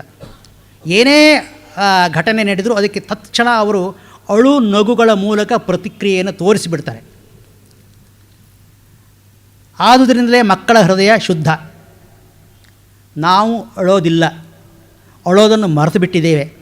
ಅದರಲ್ಲಿಯೂ ಗಂಡಸರು, ಅಳುವ ಗಂಡಸರನ್ನು ನಂಬಬಾರದು ಅಂತ ಯಾರೋ ಗಾದೆ ಮಾಡಿಟ್ಬಿಡ್ತಾರೆ.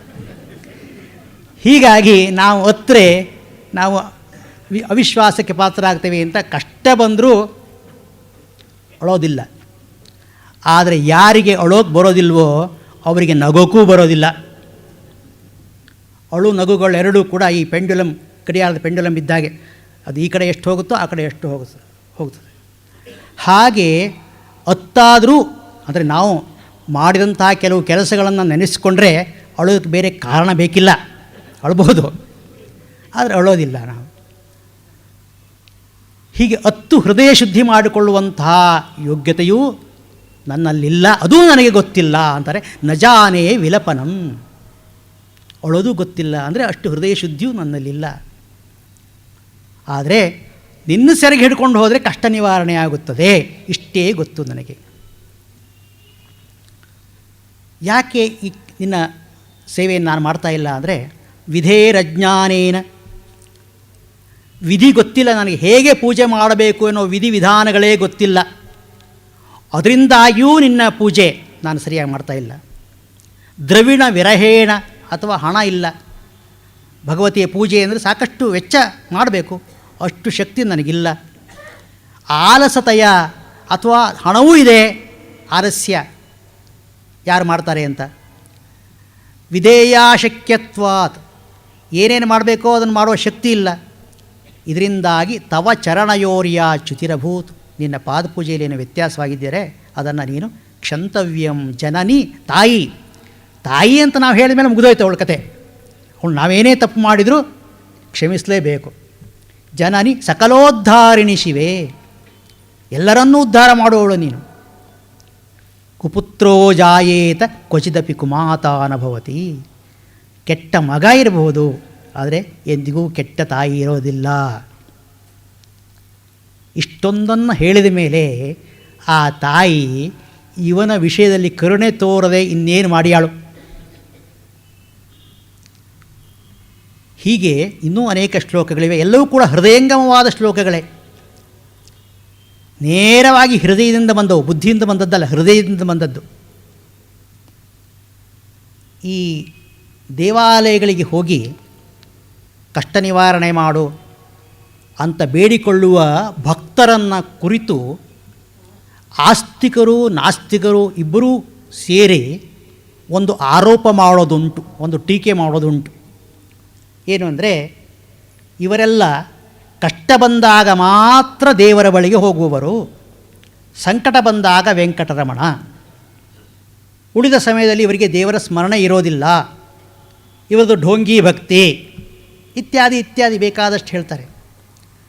ಅಂಥ ಭಕ್ತರು ಅದನ್ನು ಕೇಳಿ ಸಹಿಸ್ಕೊಳ್ಬೇಕಾಗ್ತದೆ. ಹೌದಲ್ಲ, ನಾವು ತಪ್ಪು ಮಾಡ್ತಾ ಇದ್ದೇವೆ, ಬೇರೆ ಸಮಯದಲ್ಲಿ ಹೋಗಬೇಕು ಅಂತ ಅನಿಸುತ್ತದೆ, ಪುರುಷೊತ್ತಾಗೋದಿಲ್ಲ ನಮಗೆ, ಏನು ಮಾಡೋಣ, ಪುರುಷೊತ್ತಾಗಿದ್ದರೆ ಹೋಗ್ತಿದ್ವಿ.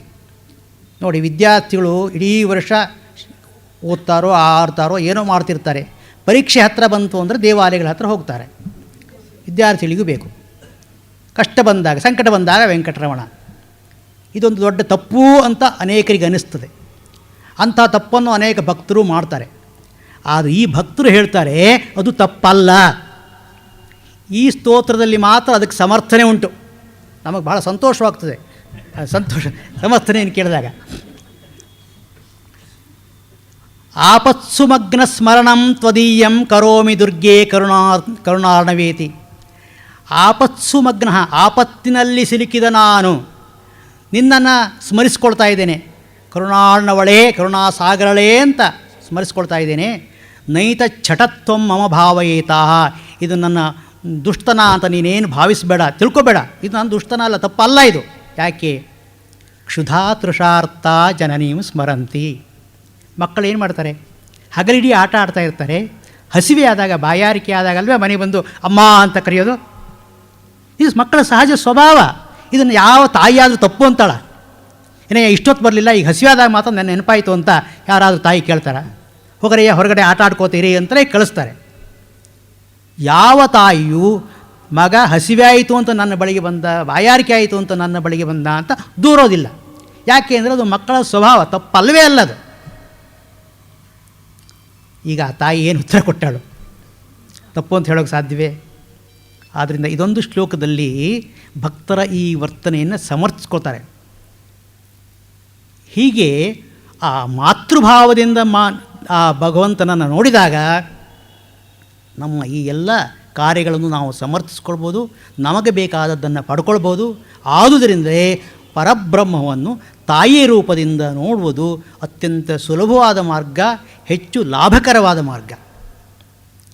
ಸಾಮಾನ್ಯ ಜನರಿಗೂ, ಪಂಡಿತರಲ್ಲದವರಿಗೂ ಕೂಡ ಅನುಕೂಲಕರವಾದ ಮಾರ್ಗ. ಆದರೆ ಅಂತ ಹೇಳ್ತೇನೆ, ಯಾಕೆಂದರೆ ಒಂದು ವಿಷಯ ಜ್ಞಾಪಕದಲ್ಲಿ ಇಟ್ಕೋಬೇಕು. ನಾವು ಭಗವಂತನನ್ನು ತಾಯಿ ಅಂತ ನೋಡುವಾಗ ನಾವು ನಿಜವಾಗಿಯೂ ಮಕ್ಕಳಾಗಿರಬೇಕಾಗುತ್ತದೆ. ನಮ್ಮಲ್ಲಿ ನಿಜಕ್ಕೂ ಶಿಶು ಭಾವನೆ ಇರಬೇಕಾಗುತ್ತದೆ. ಶಿಶುವಿನ ಮುಗ್ಧ ಸ್ವರೂಪ ನಮ್ಮಲ್ಲಿರಬೇಕಾಗುತ್ತದೆ.